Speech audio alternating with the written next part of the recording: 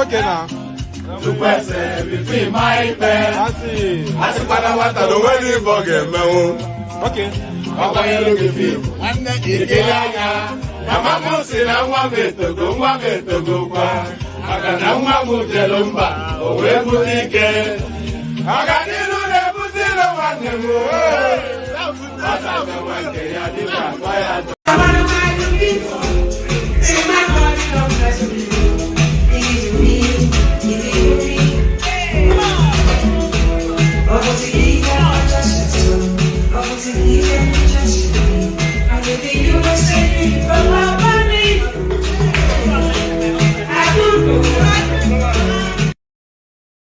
Ẹ̀jẹ̀ mi ni ẹ kí n gbọ́, àkànbí ewé ayò, ewé tún méje, ìtún ló ní ọ̀tún ẹ̀ ṣe, ìfà ló ní kan fà ẹ̀ mọ́ra, àìbínú gbogbo àtàrẹ, gbogbo méjì ọkà bàbà, gbogbo mẹ́ta ọkà wáṣẹ́, orí ló túmọ̀ ẹ̀dùn, gbogbo ọ̀nà ní túmọ̀ ẹsẹ̀.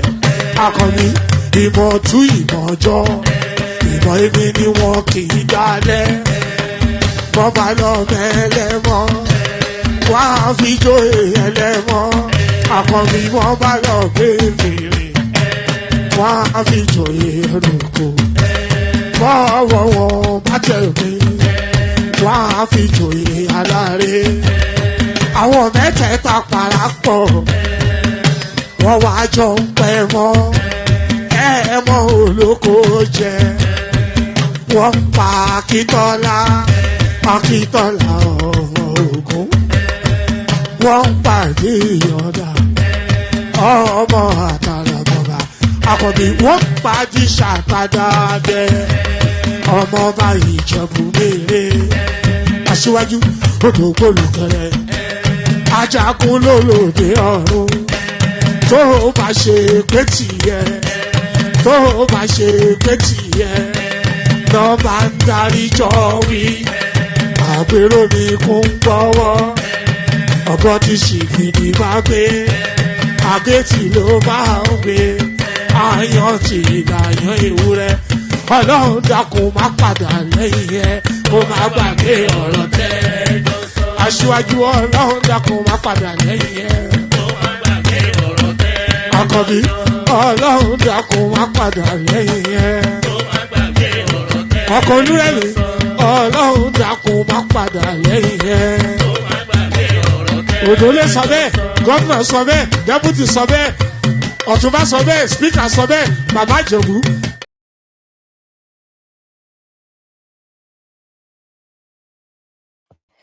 Good morning, everyone. Happy Sunday to you all. You're all welcome to our Sunday sermon this morning. Thank you all for coming. The first story we're going to start with today is about the Uganda parents that celebrated their gay son's wedding to a Nigerian lover. So please, can you just play the clip, woman, so that we can chat about it after. It was not only sexual, but there's something deeper. It is what you are, and you are not going to change for somebody, even for your parents, if that is what you are. Mom, Dad, John, everybody, I'm gay. And then my heart ran straight away to toilet. Even though I'm gay, but it's not ill. It's not going to die. It's just love. I can't see myself dump my child for love. Georgie and Andrew, I can know that they are my children. They are going to be my children the rest of my life until I die.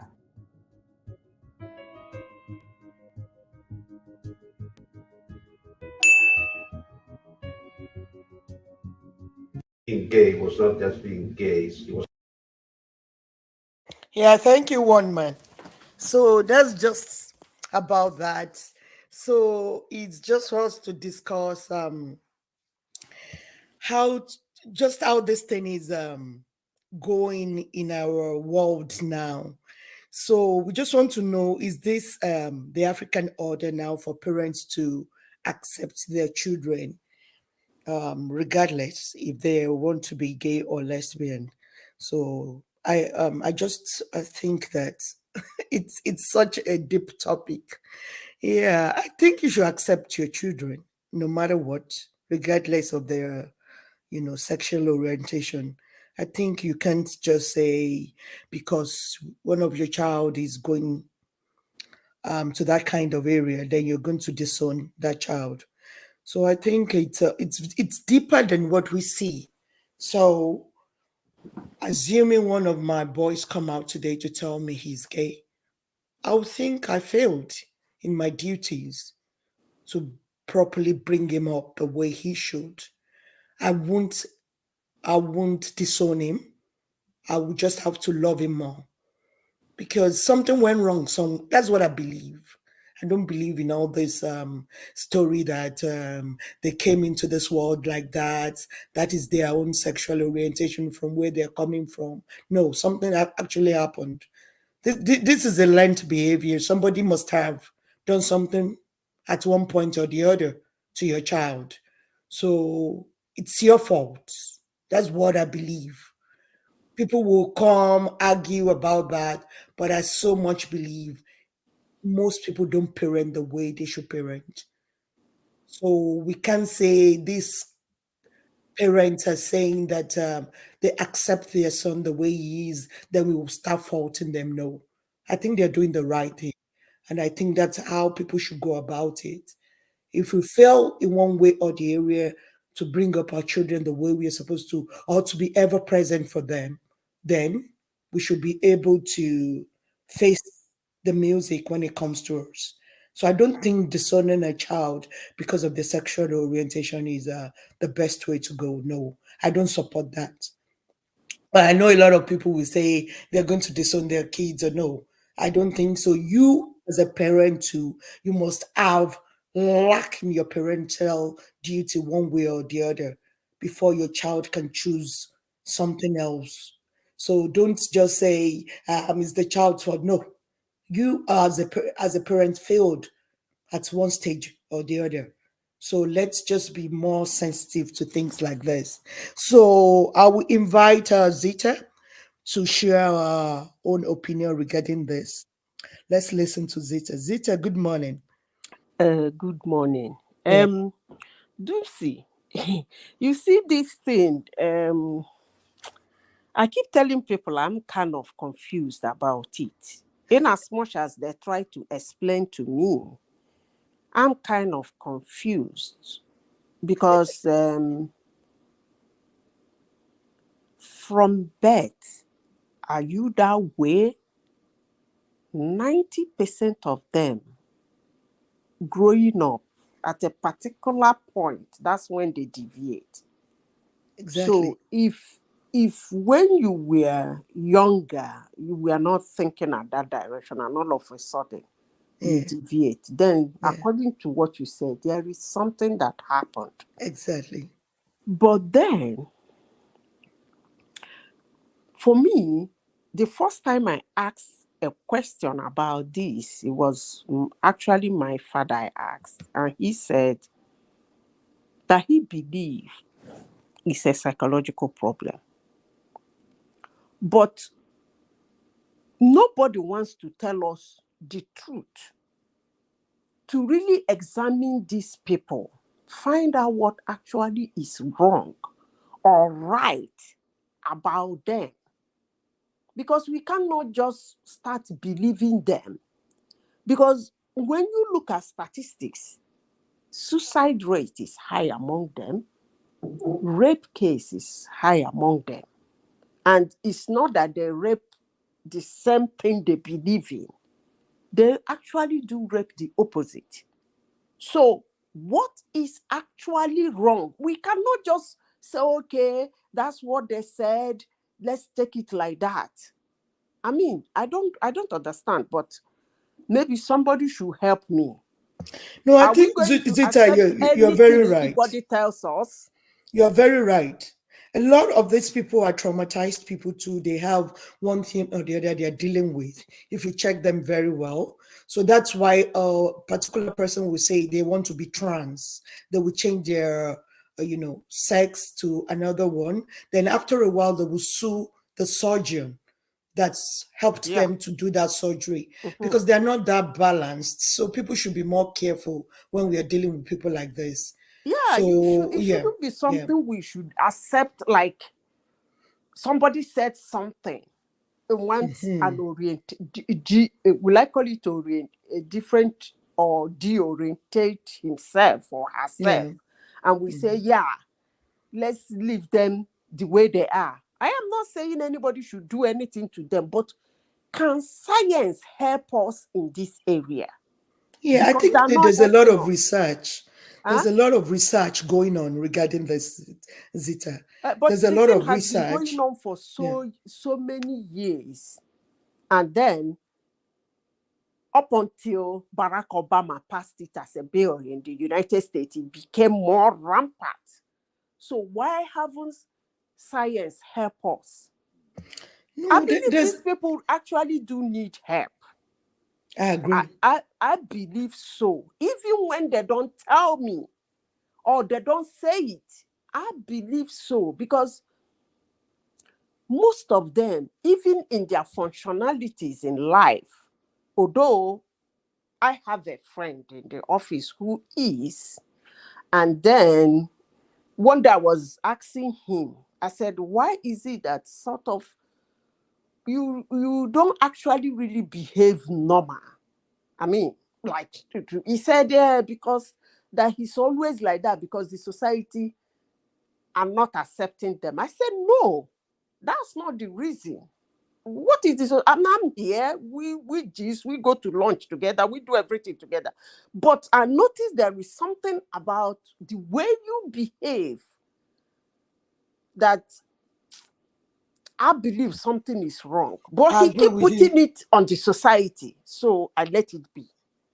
No, I I let it be. agree. He keep telling me he is it he she he she. So he was the first, right? And she later. Okay. So he is she now. Well, he's a very good friend of mine. But I noticed that there are some kind of score somewhere. And when I try to present it to him, like, hey, what's going on? I have 3 of you as friends, but anytime I notice it's not really normal. But they keep saying it's the society. I don't know what that means. It's not the society. They Is said the society is not accepting them. That's why they behave. Sometimes they knock off. Something is wrong. Look, Ducey, I must yeah. say, so if you stay with them, like, stay with them, if you're a friend of any of them, you will know that, jail. But the society don't want to help them. So let them keep marrying themselves. But it's not even it's illegal in the African, most of the African No, some African countries. countries are banning it. Yeah. It's Yeah. not. Well, let's talk about this, our Africa in the first place. In Africa, do you know in Africa, well, let me say in Africa, a woman can marry a woman. You know that? Which of the African country are you talking about? Every African country, a woman can marry a woman. Really, in Nigeria too? Yes. I've never heard that before. A woman can marry traditionally. Traditionally, okay. Yes. If you are a woman that can't have a child, you can marry another woman to have children for you. For your husband, right? No. Okay. You don't even have a husband. Okay. You marry that woman, he stays with you as your wife. Then she can do whatever and be having children. You can check the tradition of Africa. They do it in Africa. Okay. But the difference is that you don't have, the woman that married you don't have romantic attachment to you. You get the point? But in this very case, they do have romantic attachment. So I would say, in as much as Africans marry the same sex when it comes to women, but then the one we are talking about is totally different from what happens in our tradition. Yeah. So Yeah. this very one we are talking about, honestly, sincerely speaking, anytime it comes, I face it, I feel so confused about it. And every day they keep empowering them, I get more confused. Because you said you like your opposite. Within you and the opposite, you want to defer the law of biology. You said biology is wrong. You say you have the right to your body. But the question I ask, do you have the right to another person's body? Because most of them go to adopt children, babies. You cannot produce within yourself. That is biologically, which you have already overruled, that is not existing, as long as you're concerned. Biology should not, science should not tell you who you are, that you have the right to say who you are. So now science is gone. The same science is playing another phase in that your decision. And then you want to go and adopt a child that science produced. The same science, their theory produced that child. You want to go and do. So look, Lucy, it's a whole confusion for me. Honestly, sincerely speaking. I used to tell people, for fun, I don't really mind, because when you are young, you do a lot of stupid things. Young people do a lot of stupid things. I keep saying that. But when it comes to marrying each other, do see that's a step too far. And then go and adopt children, and then go and pay for what do they call it again? This one that you pay for somebody to have the child for you. I Yeah, mean, surrogate. I honestly, sincerely speaking, I don't get it. But my dear sister, you Yeah. know, in some places, when you say you don't get it, you have committed an offense. But me, I will continue saying I don't get it. And my opinion actually do not really matter. But the thing I'm saying is that I believe this group of humans need help. I agree totally. Because for somebody to walk into it started gradually. Look, you talk about them cutting off some part of their body. It started somewhere. People started doing cosmetic surgery, cutting off some part of their body they don't like, removing some part, putting it in the other part, throwing some part away. It was legalized. They tell you it's their body. They have the right to chop off anywhere they want to chop off. And this group of people come their own. They have the right to chop off any part of their body. But what I don't understand, when you chop off that, why do you look for the function of that thing? Because if you are a man, one day you wake up, you say you don't want to be a man again, you want to be a woman, you chop off your thing and become a woman. And then you go to adopt it. I really do have issue on this, their adoption. Honestly, sincerely speaking, I really do have issue on that one. You are going to take the function you throw away. What you throw away, you are going to look for the function elsewhere. It doesn't really make sense to me. But Yeah. Thank you so much, Zeta, for your submission. Tell me, can you unmute? Let's hear your submission regarding this Hello. topic. Hi. Yes. Hello, everyone. So, man, when I saw this topic, I was like, yeah, how are we going to address this? But Ms. Zita mentioned how when it was legalized, I remember when America legalized gay marriage, back in, was it 2011? And I was wondering, why was it so important? In America, there are benefits to marriage, when it comes to taxes. And it seemed as if what was the gain from it? And I can see now that there were same-sex couples that wanted that same benefit from marriage taxes. So that's why it was big then. But even before then, you had European countries already legalizing it. Back in that era, it was very taboo to even mention this topic, and now it's so common. I was wondering which country this couple married, and I'm seeing her is in France, and I know if it was most African countries are against it. I know South Africa completely legalized gay marriage, because of its more Western ideals, but most of Africa won't accept it, especially in the majority Islamic states. I remember America, was it 2 years ago, was trying to challenge African leaders on legalizing gay marriage and making it more acceptable in society, but most of the presidents were against it. Specifically, the Ugandan president was being challenged that if you do not allow it to be more acceptable, we could cut ties with you. And that was a huge threat. And I was wondering, these same Western countries are threatening African countries to legalize gay marriage, but they won't go to the Middle East where they get their oil to demand the same standard. And they won't. They want to bully African countries to accept it. Me personally, it's not my place to judge, but I don't think it's, I also agree with everyone when they say there is some mental or traumatic experiences they've had.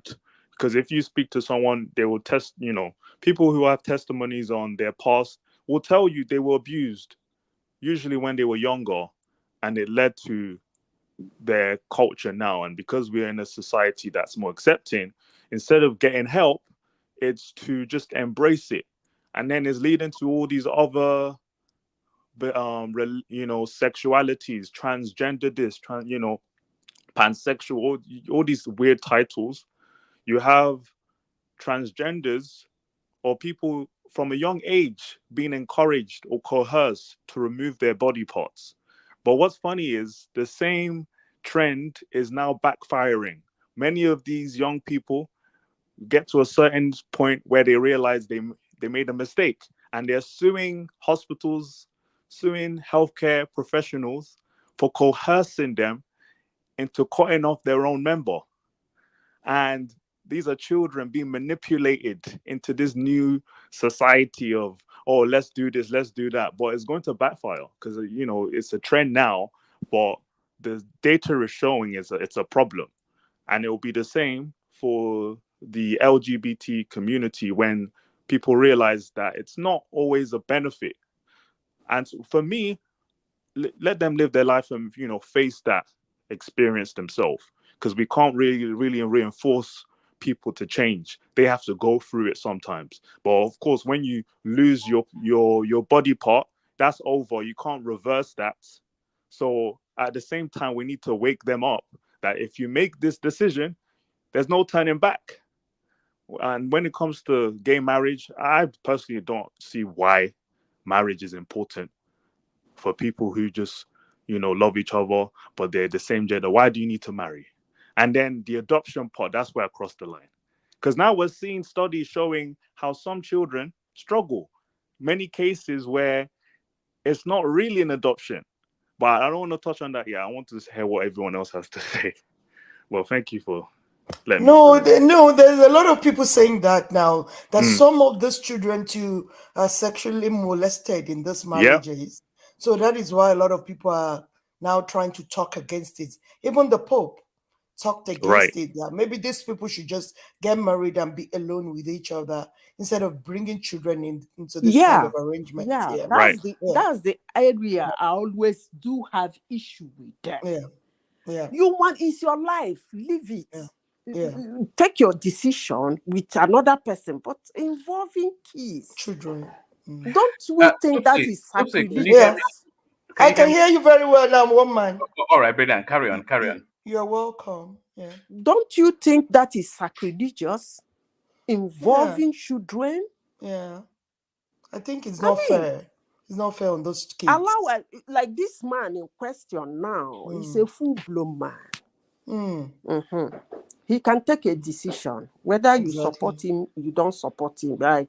At a particular time in one's life, your parents, you owe them respect, adoration, but all those things they have on you before it's all gone, like feeding you, paying your school fees, buying your clothes, taking care of you, giving you shelter. You've somewhat outgrown it. I will not say parents, because sometimes in life, according to some psychologists, we tell you there are 3 phases in one's life. And then at a particular stage in your life, your parents are no longer there.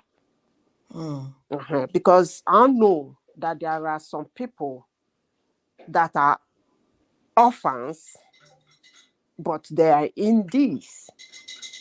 They were born orphans and are in this. So their parents were in no way involved. And there are some people who are orphans that are not No, in we are this. talking about how you were raised. Yeah, that's what I'm saying. There are some people too who didn't have opportunity of anybody raising them, but they are good, very nice people in the society. Depends they on understand life. But on your there are background. some people that were I must say this. Look, Doomsy, there are some people that their parents are even pastors and men of God are into this. I can, those are the ones that are so I they're wonder, so damaged. Those people that you talked about just now. Religion damages a lot of people. Sorry, Zeta. You are talking about people whose parents are men of God that are into this. Yes. But really, it's even the men of God, especially in the Muslim faith, that are into this.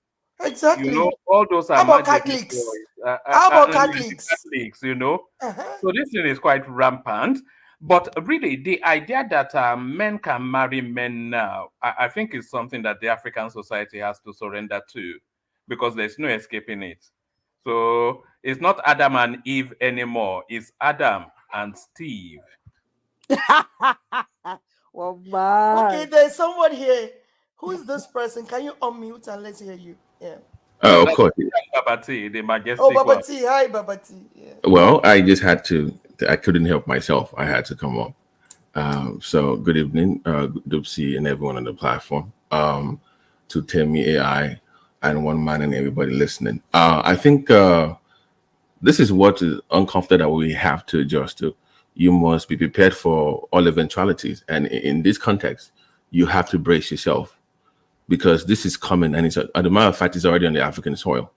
It's going to spread like wildfire, and they're going to do everything necessary to pressurize. Now, I don't know if Nigeria will be the last, but at some point, we will succumb to that pressure.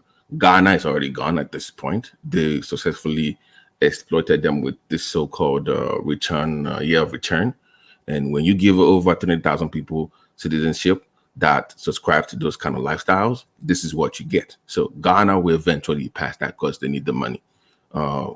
More African countries will embrace this lifestyle. Now, when I say embrace the eventuality, what I'm saying is it's more of how does the culture adjust to that reality? Because also you have Nigerian diasporas too that also influence the culture. So as they return home and you have diasporans, Black, coming from America, coming on the African soil. And if you look at data, Black America tend to support that lifestyle more compared to everybody else. So if you had that same group of people coming on the African soil with that kind of mindset and lifestyle, in fact, impacting your culture, how long does your culture have before it starts to evolve?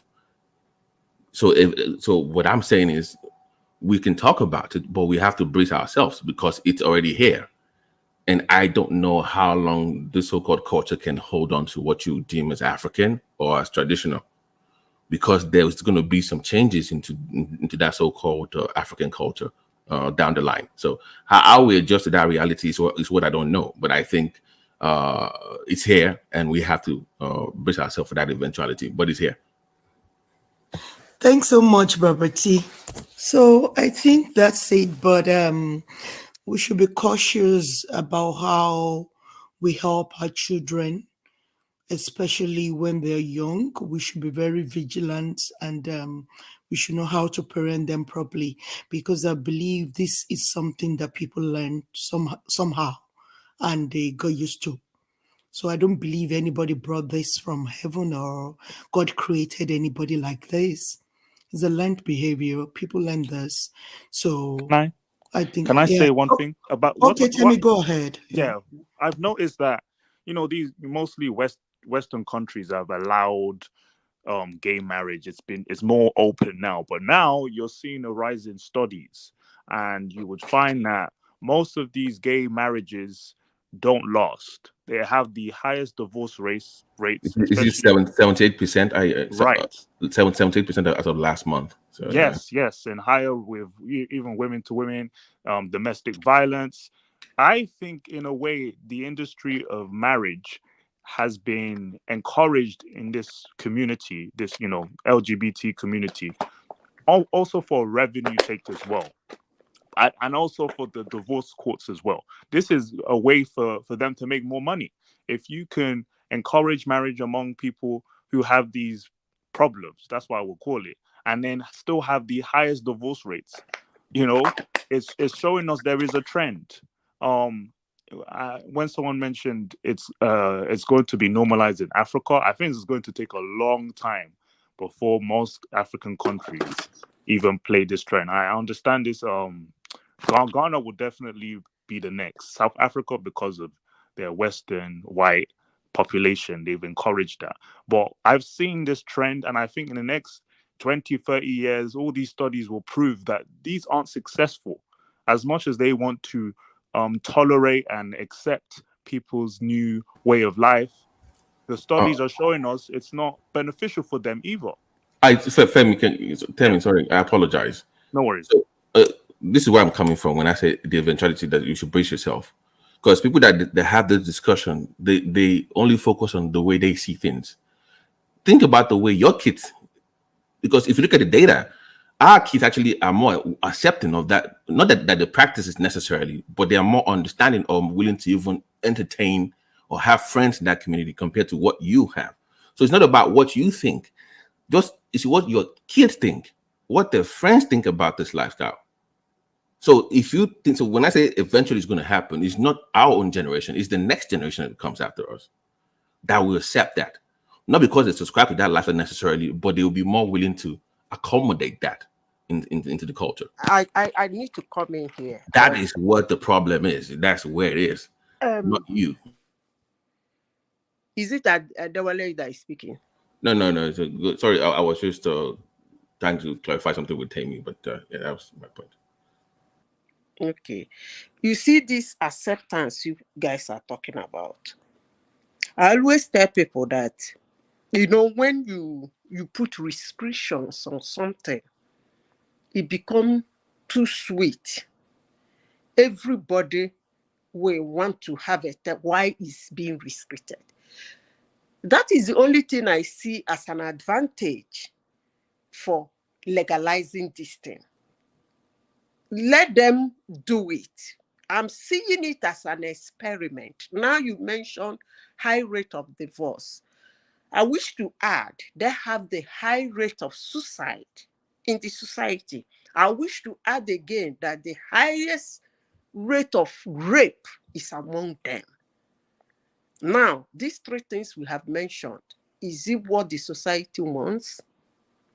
That is one. Secondly, if 50% of the society go same-sex as what we are looking forward to, like accepting it, to make it an everyday life, just like one man said, it's no longer Adam and Eve, it's going to be Adam and Steve, and it's going to be Eve and Eve, and things like that. Who is going to produce?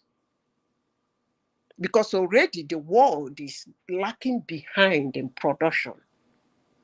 So who is going to cover that space? So it is something I will actually call an experiment. We are not going to, I'm not saying at a point people are going to be violent against them. No, that's not what I'm saying.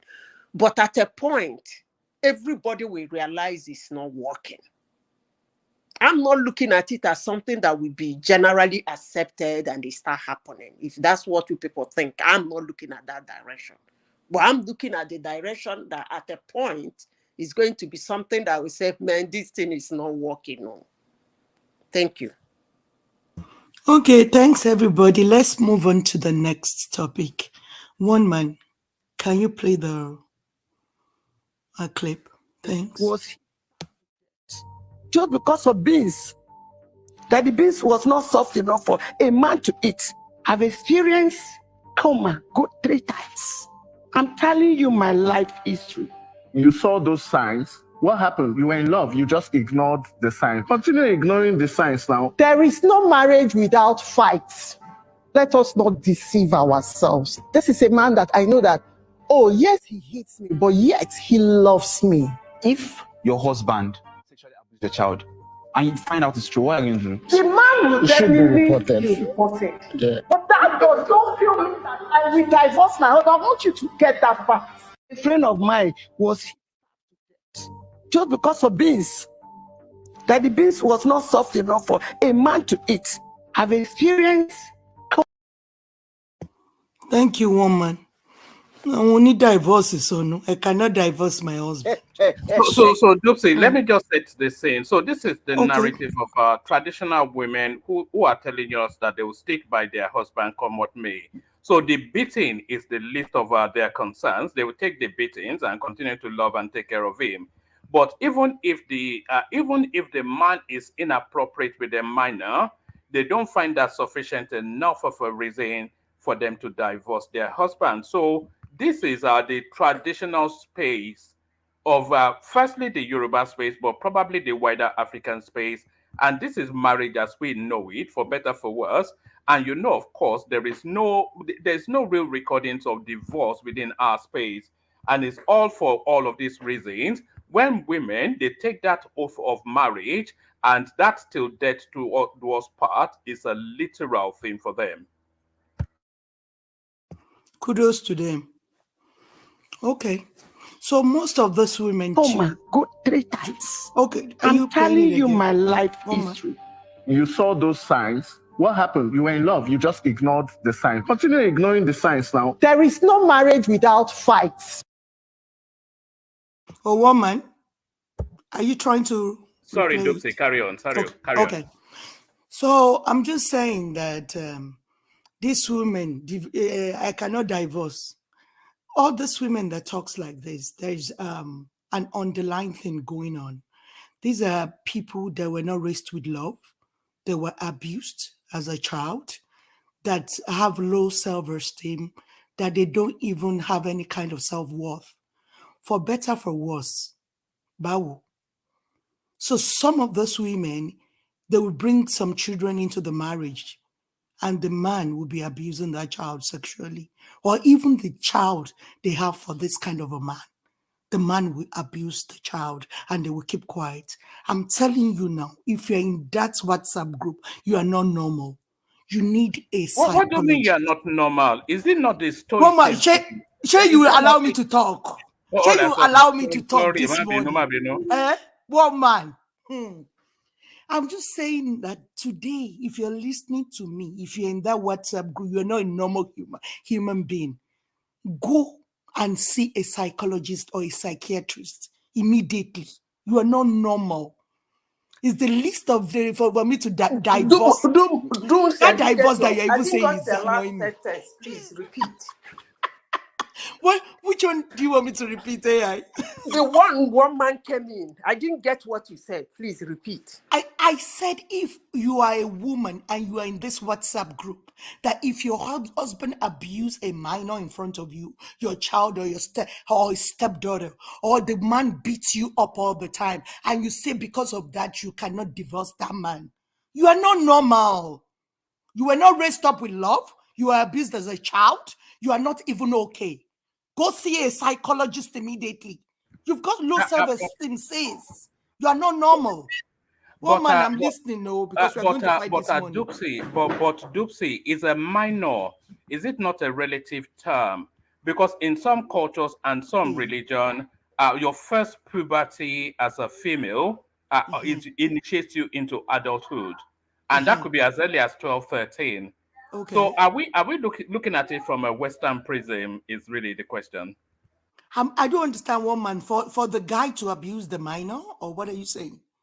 Or what did you I'm say? saying what constitutes a minor even, because when a Yeah. girl hits puberty in some Yeah. cultures and some religions, they feel that she's already hit adulthood and she's ripe for marriage and copulation and whatnot. So I'm asking if we're actually looking at it from our educated, westernized point of view. Yeah, it depends on what the law of the country says about minor, though. I don't. Yeah, it doesn't matter if some children reach puberty on time. So you can't say because a girl of 12 years old is ripe enough, then you should now start having And are you anything. also saying Yeah. that you frown against sort of a relationship with a stepdaughter, which is not your bloodline? One man, watch yourself this one. Don't let me beat you. You have started. What kind of a thing is this one now? So these women now that they're not okay in their mind, they're saying it doesn't matter to them, that they can't divorce their spouse because of that, or if their spouse beats them, or if you have sexual intercourse with their stepchild, or even their own child that they have for the man. It doesn't matter. Then what matters? They are not okay in their minds. That's what I'm saying. They are not okay. They need Dupsy, yeah. you know that in Islam, you know that gentle chastisement for your wife is allowed. So a little bit of gentle flogging of your wife is allowed. Just a correctional koboko for your wife is allowed in Islam. One man, are you kidding me? No, that is true. Yeah, it's there. Yeah, it's there. Is there. So that is why I can never follow religion, any religion in my life, because God has given my own brain. I thank God for the brain He has given me. I can never follow any religion because it's always somebody that wrote that. So probably somebody, the head of Islam, was beating his own wives. I don't know. I'm not saying anything about it. It's no man that started it. Muslims don't come for me. I don't know how they got that, but I know it's there in their Quran that they can actually beat their wives when she's going wrong. But is your wife your slave, or is your wife an animal, for crying out loud? How can you be beating a woman? It doesn't even speak well for the psychology of the woman. How can? And these women, they are defending this, that they are not normal. These women here saying that it's okay for a man to be beating them. They can't leave the man because of that. Why? I don't understand why women will be defending this thing. It's so sad to me. It doesn't even speak well of us as women to be defending that if you're beaten up by your man, or your man do something to a minor. Dupsy, can I ask you a question, Dupsy? Yeah. Do you think a woman is equal to a man? No, I don't in any way. I don't. Do you think a woman is lesser than a man? Not in that terms that you say. We are all human beings. We are equal. But a man is always the head of the house. I agree to that. And okay, respect if the man is the head of the house, and in that tradition, corporal punishment is the preferred correctional mode, the correctional tool. So a little bit of a gentle flogging of the wife, just what are you talking about? Woman, this is not nice. Just a gentle slap across the face. I mean, is that not part oh of man, our tradition? how can you be talking like this? I can't believe you are saying this. Don't mind him, don't mind him. AI, continue. Just let me hear your submission. AI, let me hear your submission on this, please.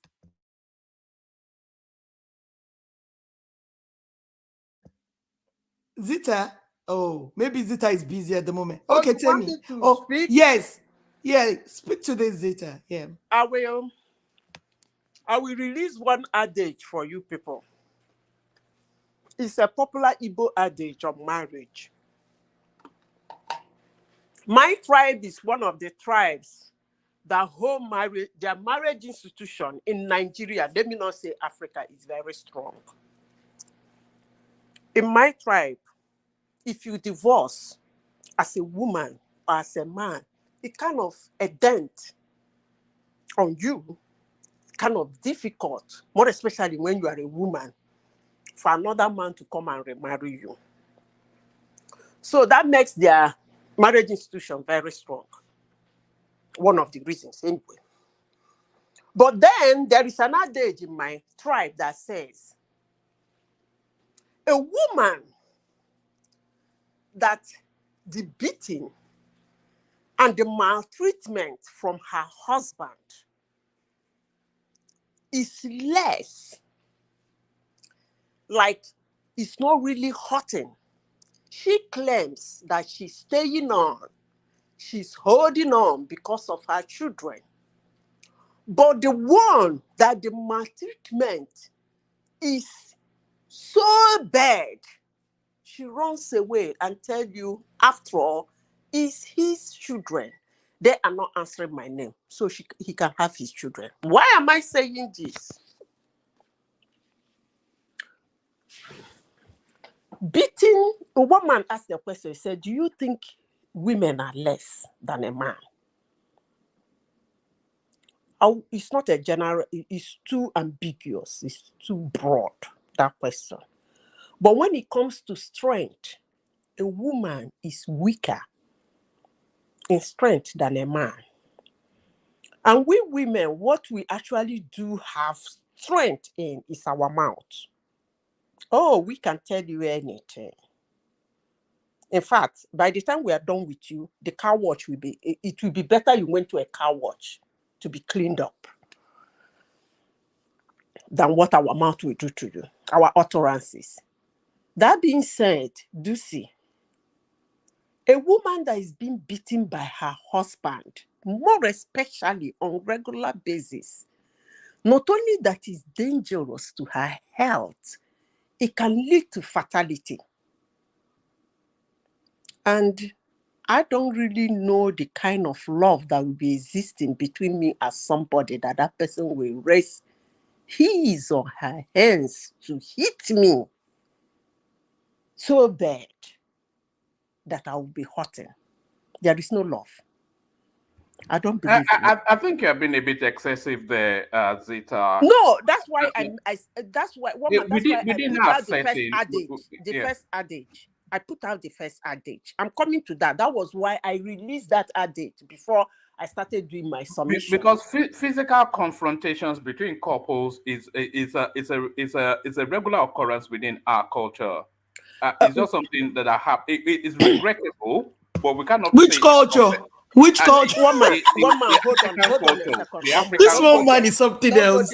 Not the Canadian culture or the African don't culture. Go there. I'm not saying husband and wife fighting. Is it not an everyday thing? And often sometimes gets physical. If it is a spank, an argument, a hold, a drag, well, some women can tolerate that. But when you mean beat, I'm talking about beat. That's why I use the adage first. I say a woman that the hurt is less will tell you, I have to stay because of my children. I cannot leave my children and go. But the one that is being battered on daily or hourly basis will run away. What am I saying in essence? I'm drawing a big parallel line between it. I know some men do give their wife a hot slap. Sometimes when she says something that is, they will just, but some men actually do beat their wife. Some men actually do beat their wife. I've had a lot of stories of a man using his belt on his wife. Well, you can kill her. You can blind her. You can disfigure her. So why do that? Oh, by the way, why can't you just walk away from the marriage? It's the heat of the moment now. You know that Zita, you know that often instances after the first flush of marriage, the relationship between husband and wife gets atrocious. There's always a friction. It may be one little thing that then builds to become a wide thing over the months and years. So often instances, the relationship between husband and wife gets atrocious. And when it spirals over, it gets physical. So I mean, especially within the African setting, we cannot shy away from that. You know, it's just the level of force So you're allowed to gently chastise your wife, surely, within our culture.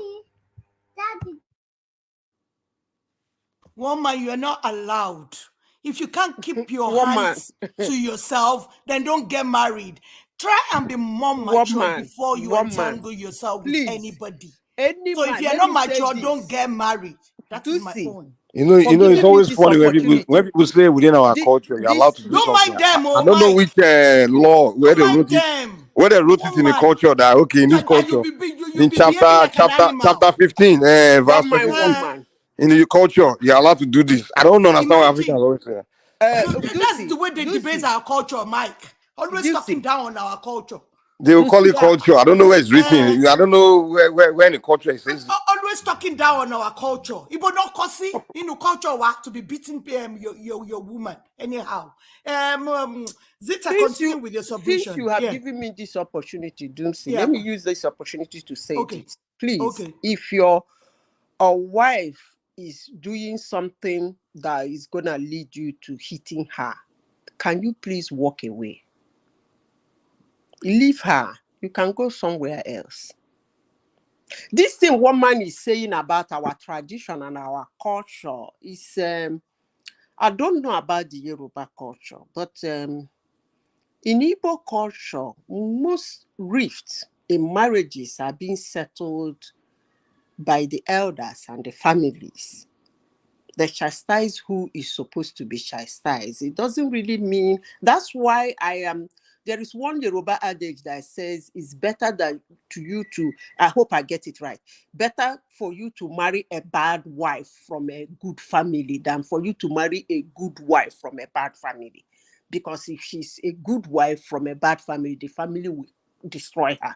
But if it is a bad wife from a very good family, the family will make sure they correct her. Anytime she goes about, they will tell her, no, they will support you and tell her what she's doing. Thereby, you have a good marriage.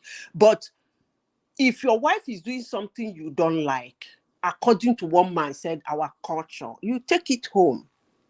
We know how we do these things in our culture and tradition. I don't know where one man got this, that the culture said you should be punching your wife if she misbehaves. I don't know, because you can kill somebody. You can kill somebody. It's not right. More especially the beating aspect is not allowed. That's sacrilegious. You can walk away. You don't need to give her some time. Zita is about brainwash. It's about brainwash. They've brainwashed a lot of Africans to be talking down on their culture. It's these white people that usually behave like animals with their women, not the black men. They respect their women so much and they usually talk highly about their women. So I don't know where people are taking this from. That is our culture to be beating women. We don't behave like animals. They were the people that were behaving like animals. So I don't know how they turned everything around to become black culture, to be punching women. I don't know where they got that from. This is so sad. Temi, let me hear your submission regarding this, please. Yes, it's not an easy topic to hear, especially if you've witnessed it before. And I've always been surprised by how, when it comes to divorce rates, domestic violence isn't even in the top 5 reasons why people split. It's usually either financial problems or disagreement or lack of intimacy. But domestic violence, I would think more people would break up because of that.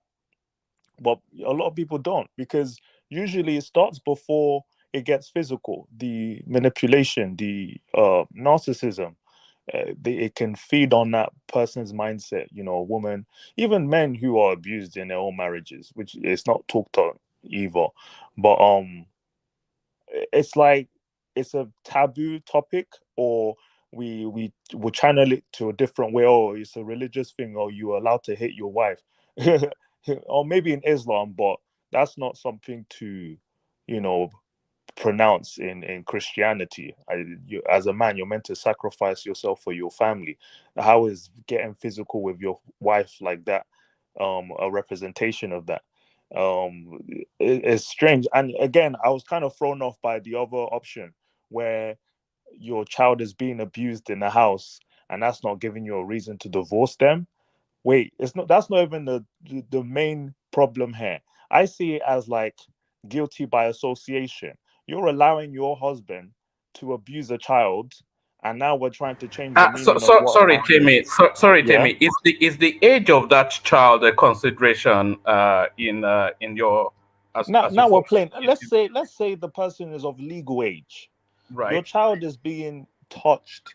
When are we going to say that that child wasn't consented? You're living under a man's house and he's sexually touching you, and we're going to claim, oh, they're having a romantic relationship. Can we, like, I feel like we're trying to play nuance, but let's say this is an underage child, okay, 12, 13, being abused, not having a romantic relationship with this man, being sexually abused in a house. Let's forget because of the age what's consensual. If you're living under someone's roof, you don't have a choice, and then your mother is allowing you to do that, is allowing the man to do that, that's guilty by association. That's how I see it. If you witness someone murder, you are guilty, and then you say nothing about it, you are guilty by association. Because okay, in whatever legal boundaries, that man could be arrested and sent to prison. Talk less of divorce. That's different. You're allowing your husband to touch a child. Okay, and then also domestic violence. I feel like that's a completely separate category, because it's very difficult to sit down with someone who's been, physically abused by their partner, and them denying that it's a problem. Like, oh, this is they make reasons for why it's okay for their partner to beat them. And we're sitting here trying to help, Does the solve their culture problem. allow it? Does the Yoruba culture allow it? Gentle chastisement of your wife. Does the culture allow it? Gentle chastisement, Woman, beating I your fear wife. you today. Oh. I'm just like, when we sit down with people with specific cases, women who might go, okay, all right, oh, just gentle chastisement, we won't hear about it. The wife won't be complaining, but we're talking about actual infliction, the bruises on the woman's body. That's not like, oh, gentle. We know when the conversation is brought up, is reached a very dangerous, place, and then now we're trying to reason with why it happens. I understand one man you're giving the alternative um argument, and I feel like people run away from the accountable um point here, is that the woman or the man who is the victim of this is making up excuses for why it's okay, and then the people around their children are being affected by witnessing their parents in this type of dangerous relationship. It could lead to even murder. This is what it leads to us also. If we aren't careful with this type of topic, right, and then we're almost condoning it because, oh, the legal laws of the land or the culture. Yeah, I agree. What culture even allows that? Islam would claim there's a limit to the way you chastise your partner, but they won't even agree with domestic violence full on. So no culture is going to condone it. I feel like it's even a touchy subject for a lot of people. If we can't encourage a partner to divorce, then they need help, and then there should be an intervention. We shouldn't just allow it to happen till something really bad happens. Someone's life is taken because no one could do anything. Sometimes I think this type of relationship requires an intervention from the outside, because we can't really always rely on the victim. They will cover up for that partner. So that's my input. Thanks so much, Tammy. Leave one man alone. No. Let him be shouting Yoruba culture there. I will soon tell the police to arrest him. Don't mind Yeah. him. Man, Eh, what eh, man he said chastise? Did he say eh. beat? Chastise. A little bit of chastising, slapping across the face. He will be speaking English like the British. Watch yourself, one man. Mike, you can go ahead. The woman I'm with, she's a spiritual woman. She has some spiritual power. So I mean, she's also like almost like she's also a witch. So I can't even consider beating her, man. I know she will fuck me up, man. So Yoruba culture. A real Yoruba woman, I don't think any man will consider beating a woman because those women they have some power, man. So, so one man, maybe the Yoruba woman you are married to is the westernized woman, the Christian woman, Muslim woman. You can slap them around. If you can't marry a real Lorisha, she will fuck you up, man. You know. The dream. I don't mess with my woman though. That get her that winch. She used her power to help me. She had to help me. So I worship her. I don't even insult her. Talk less of beating her because I know she's powerful. You know, so that's a real Yoruba woman right there. You know, so our culture, a real culture of Yoruba people, they can't consider her as abuse. And she won't abuse me either. She won't disrespect me either because she don't need to have power. You know, so we respect each other like that. You know, we both have power. And we use it to help one another. So that's real Yoruba right there, not the westernized one you guys have today. You know, when everyone is the man just has most. The woman, you see the woman as okay, you this soft one, I can slap you, nothing will happen. So that's the difference. So real Yoruba people in the Asian time, they don't beat each other. Wife is not someone you want to be disrespecting, but she's so she can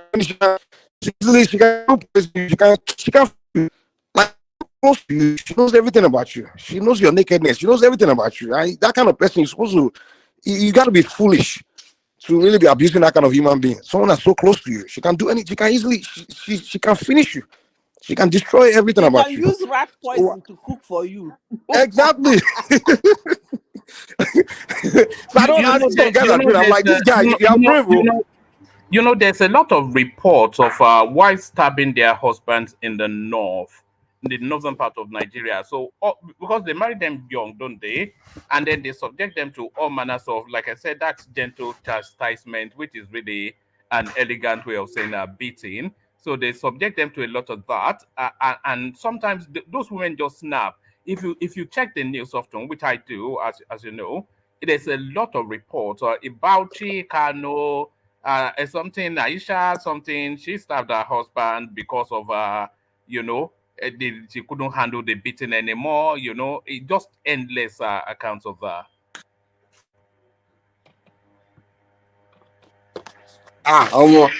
That's why me and Croatian man has a daughter. I need to give us teach her some power, like my daughter. I have a daughter.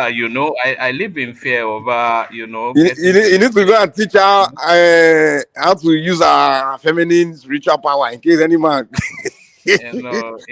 Woman, you know my woman. This woman I'm with. She's this girl. I'm trying to her brain up. Yeah, that's what I'm trying to do. Yeah.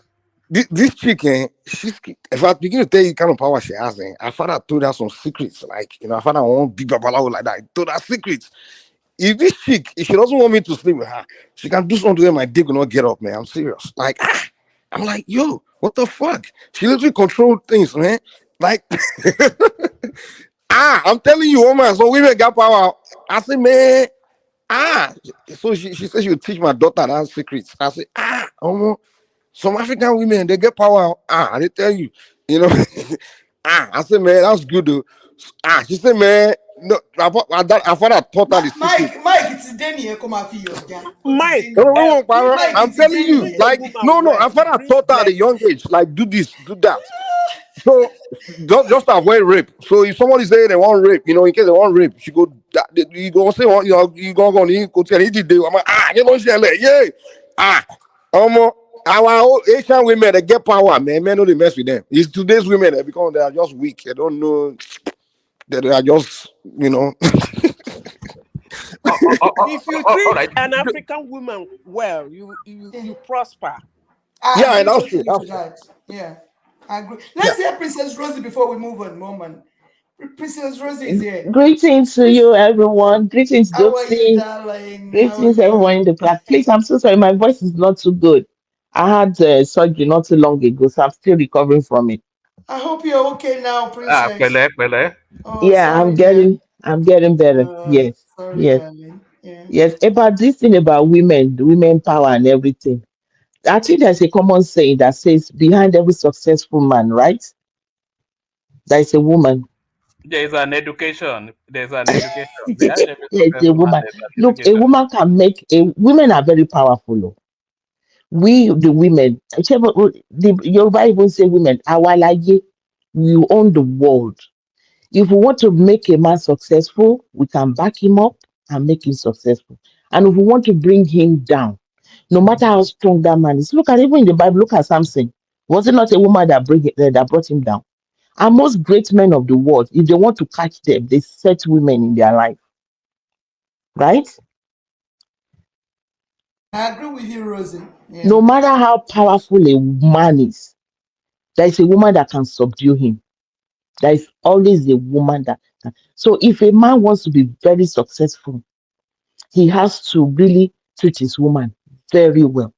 She will use all she has to bring him up. But if a man don't want that, if she wants to bring him down, she can do So you everything. don't support a little gentle slap across the face. Don't even try it. Like one man It- would say. It's not even right. It's not even right. Women, we are. Although, I mean, a woman should be treated like should be respected and treated well.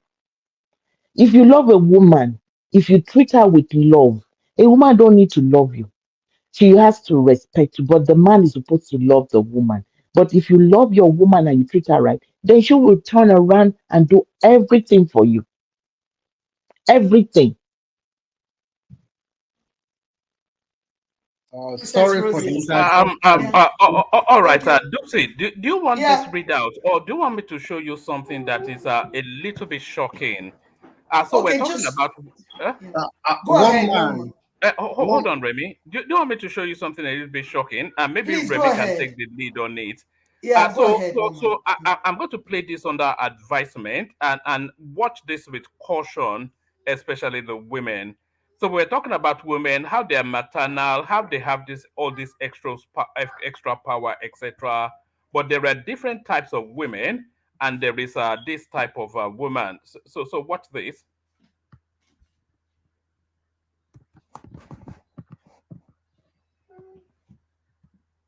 Did you see that? Let me give you volume. No, I did not.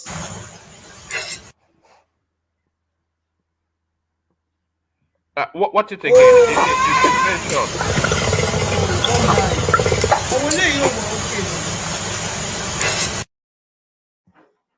One man. Why now? So This girl is that's not mentally stable. Even Sawolu is looking for her. She's not mentally so stable. that's the narrative. Lagos State Domestic and Sexual Violence Agency seeks help in locating young woman, film smoking shisha and puffing smoke in her baby's face. Yes, sir, baby.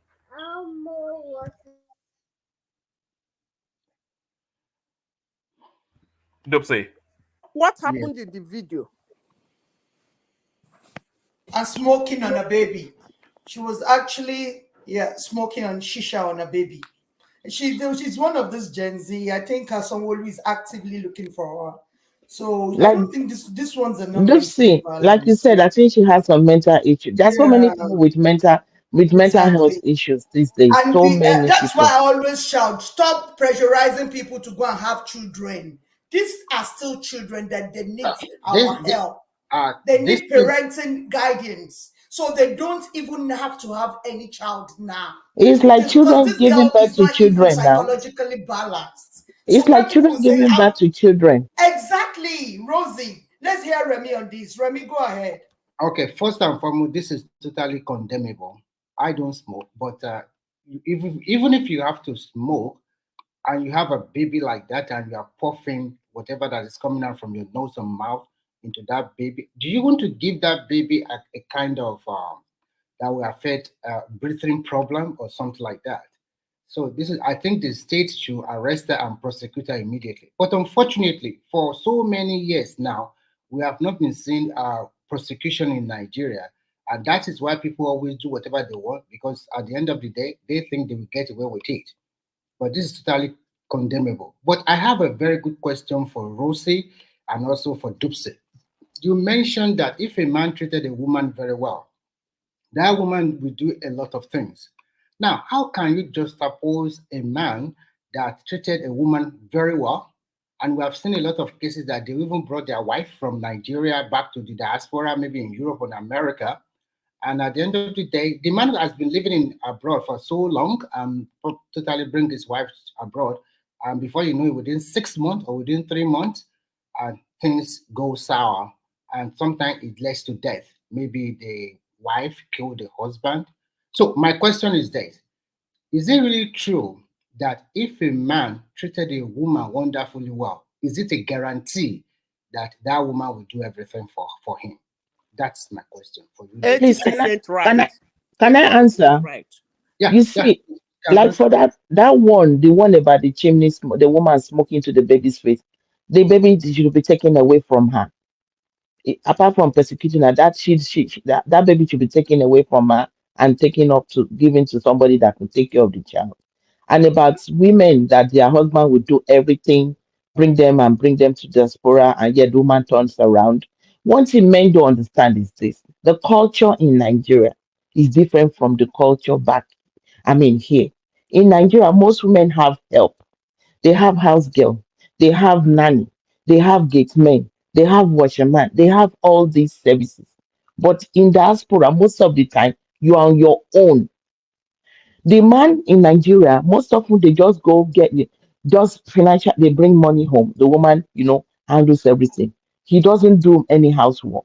He has the woman too, most often, she has help. But here in diaspora, most of the time, you cannot afford to have house help, domestic help. You do everything on your own. Then that's why the man and the woman has to come together and share the chores evenly. The man will Well, not but sit down. I'm not sure that you are right, Princess.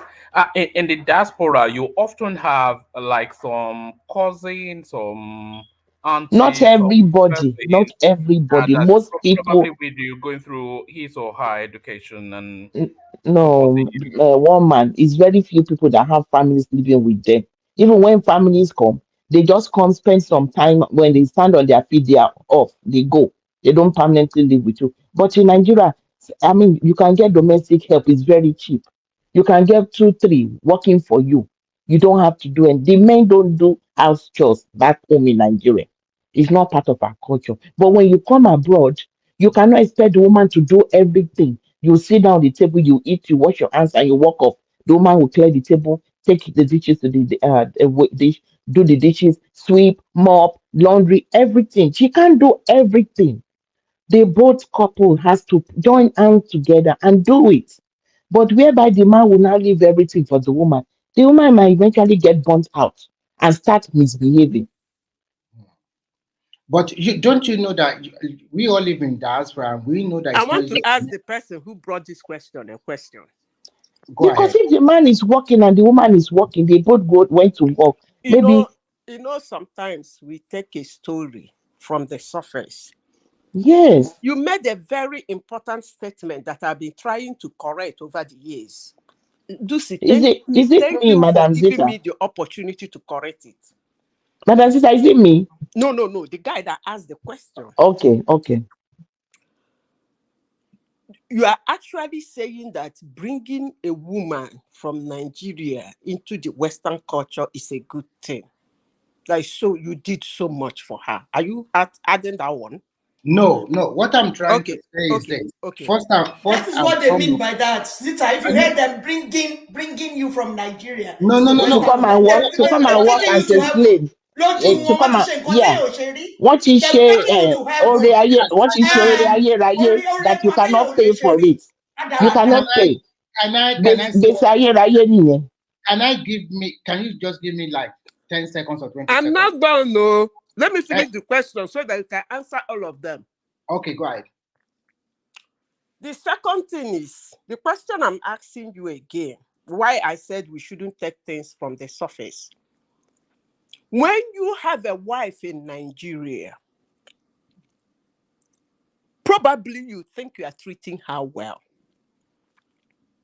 Is there any way you try to assess that treating her well? Because why I'm saying this is that I've seen some girls that are looking for opportunity to abandon their husband. And when that opportunity comes, they grab it with 2 hands and 2 legs. So when a man go about saying, I did everything for this girl, I treated her so well, I did not do anything to her, I'll keep asking them, what's the statistics of the things you did for her? And then some of them would even add the statistics, like I brought her to the West.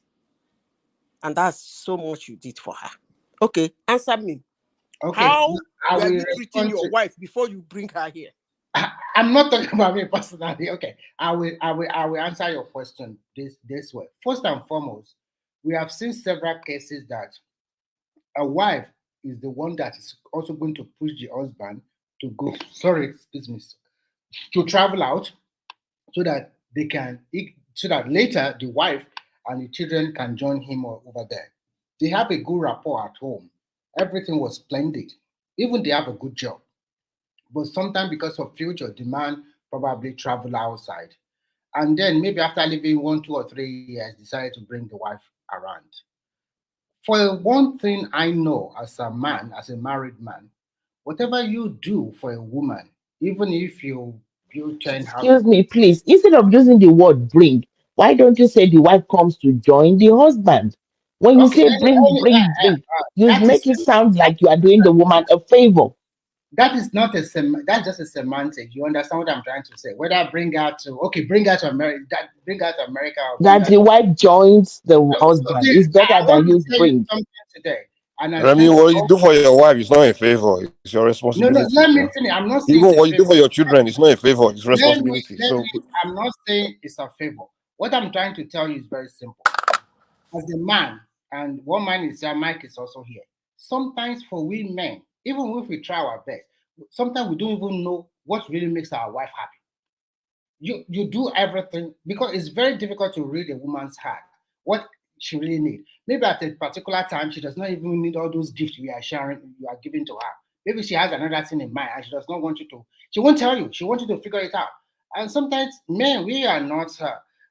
We don't know everything sometimes. So what I'm just trying to say is this: bringing your woman over there, we have seen so many cases that when the woman now gets to the diaspora and then she meets, I don't know, so many cases I've had that then she followed a former boyfriend, or maybe she started making more money than the man, and then pride or ego will set in. So many stuff that, so you cannot blame men for everything. You have to look at it objectively. You guys have to look at it objectively because this is this, But most of the time, it's the man that is telling the story. Did you hear from the other side? There is a Yoruba proverb that say, when you hear from one side and you pass judgment, you're a wicked person. Sometimes it's good to hear from the both sides to know the truth.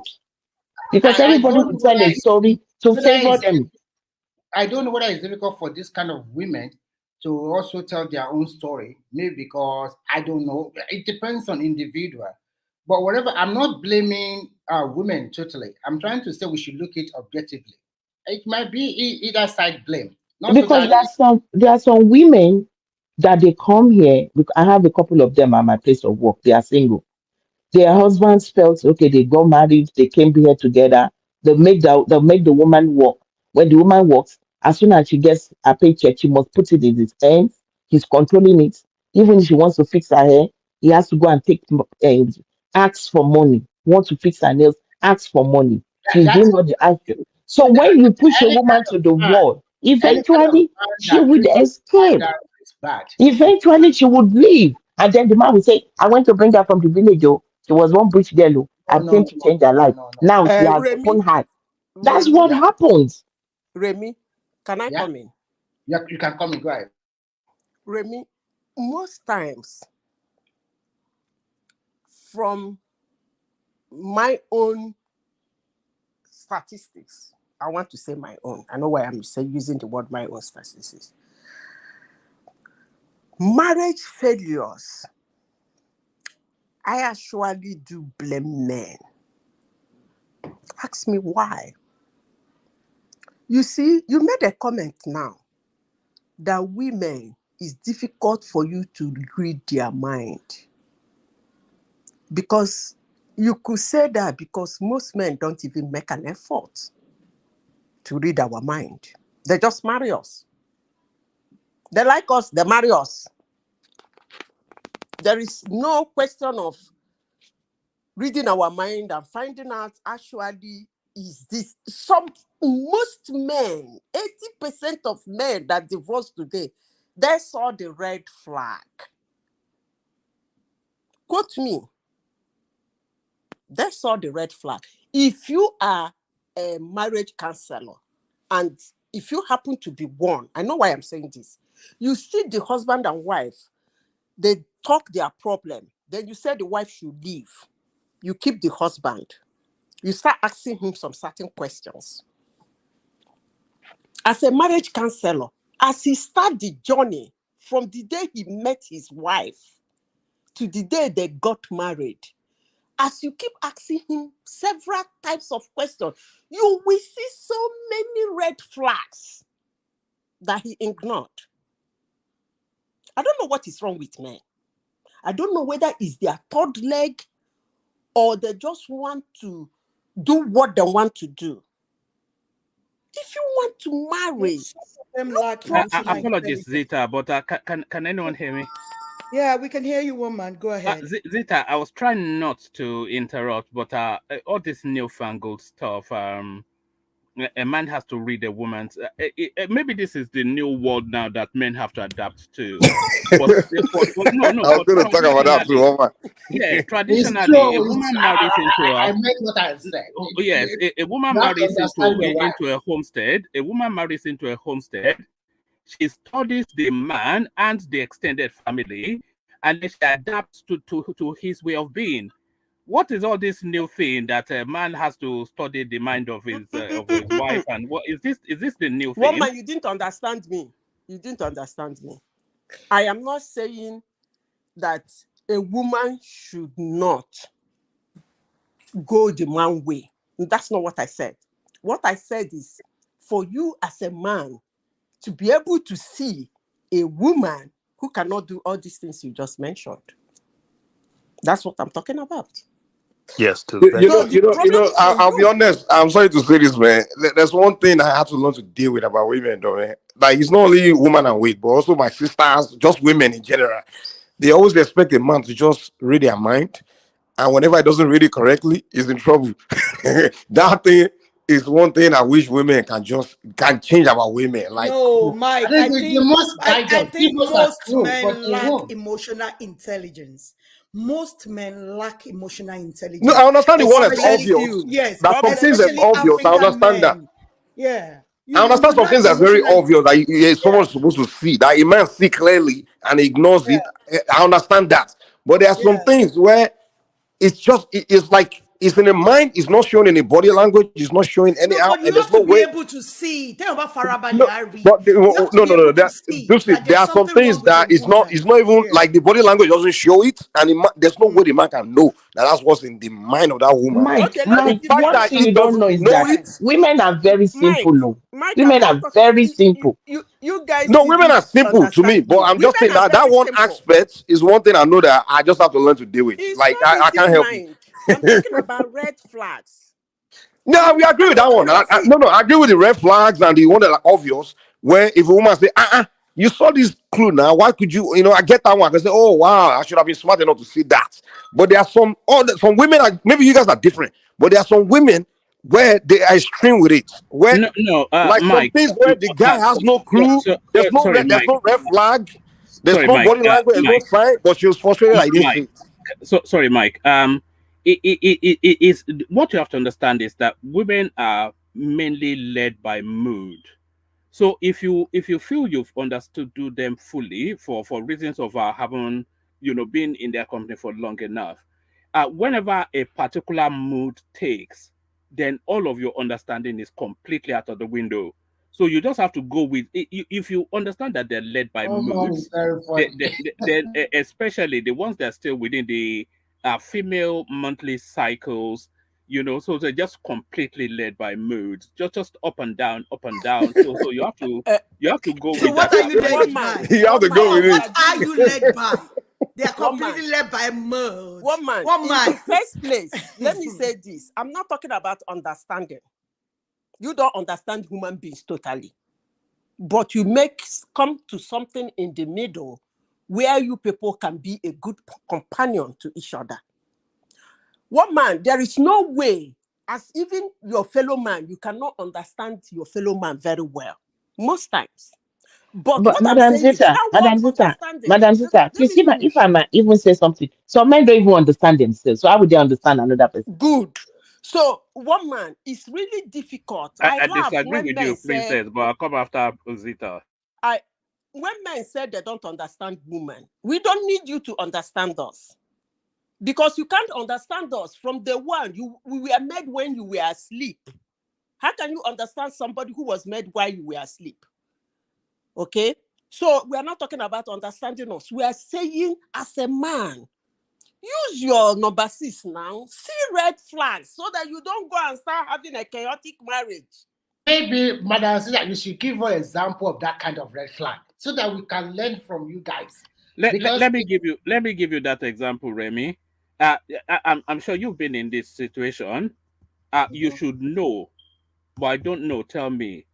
If you don't know, then you should know. So I shouldn't have to tell you. But if you tell me, then we can address it. That means you don't even pay attention to me when I'm talking to you. Did I not say it? And then you are locked into just tell me. But then she sticks on you should know. You are not a mind reader, So why should you know? That means you don't understand me. You don't even care. And then it spirals into just tell me, and then we address it. And I don't know a man on the planet that's not been stuck in that funk. You should know. You should know. But what I think What was do you know? Madam Zita is addressing something Are you different. pastor? Oh, sorry. Okay. Sorry, I think Madam Zita is saying something. She's addressing something different. I think she's addressing men that pick the wrong women. They didn't get to know that woman first. God I think that's bless the you. one she's addressing. But we are talking about when you already with a woman, just the idea of you don't know my mind. So that's one we are talking about. But she's talking about people that go and pick the wrong woman. They didn't study the woman to know her character and things like that. I think that's what she's addressing. Like, please let me hear. That's why I said Timmy's submission on 90% of this. the time of chaotic and divorces and marriage of madness, I blame the man. Okay. That's why I say so. 90%. Because that girl, see, women, all you need to, let me not use this word. I don't want to use the derogatory word for my fellow women. All you need to do as a man, just throw one corn like this. Bam. If she escaped that one, throw another corn. By the time you throw 10 corns, you go catch her. What's that corn? Is it sex? Is it sex? No, no sex alone. Behavior. Her behavior. No you even know how to calm a woman down and when you have a girlfriend. Zita, please let's hear from Temi too. Okay. Let's hear Temi's submission on this. Yeah.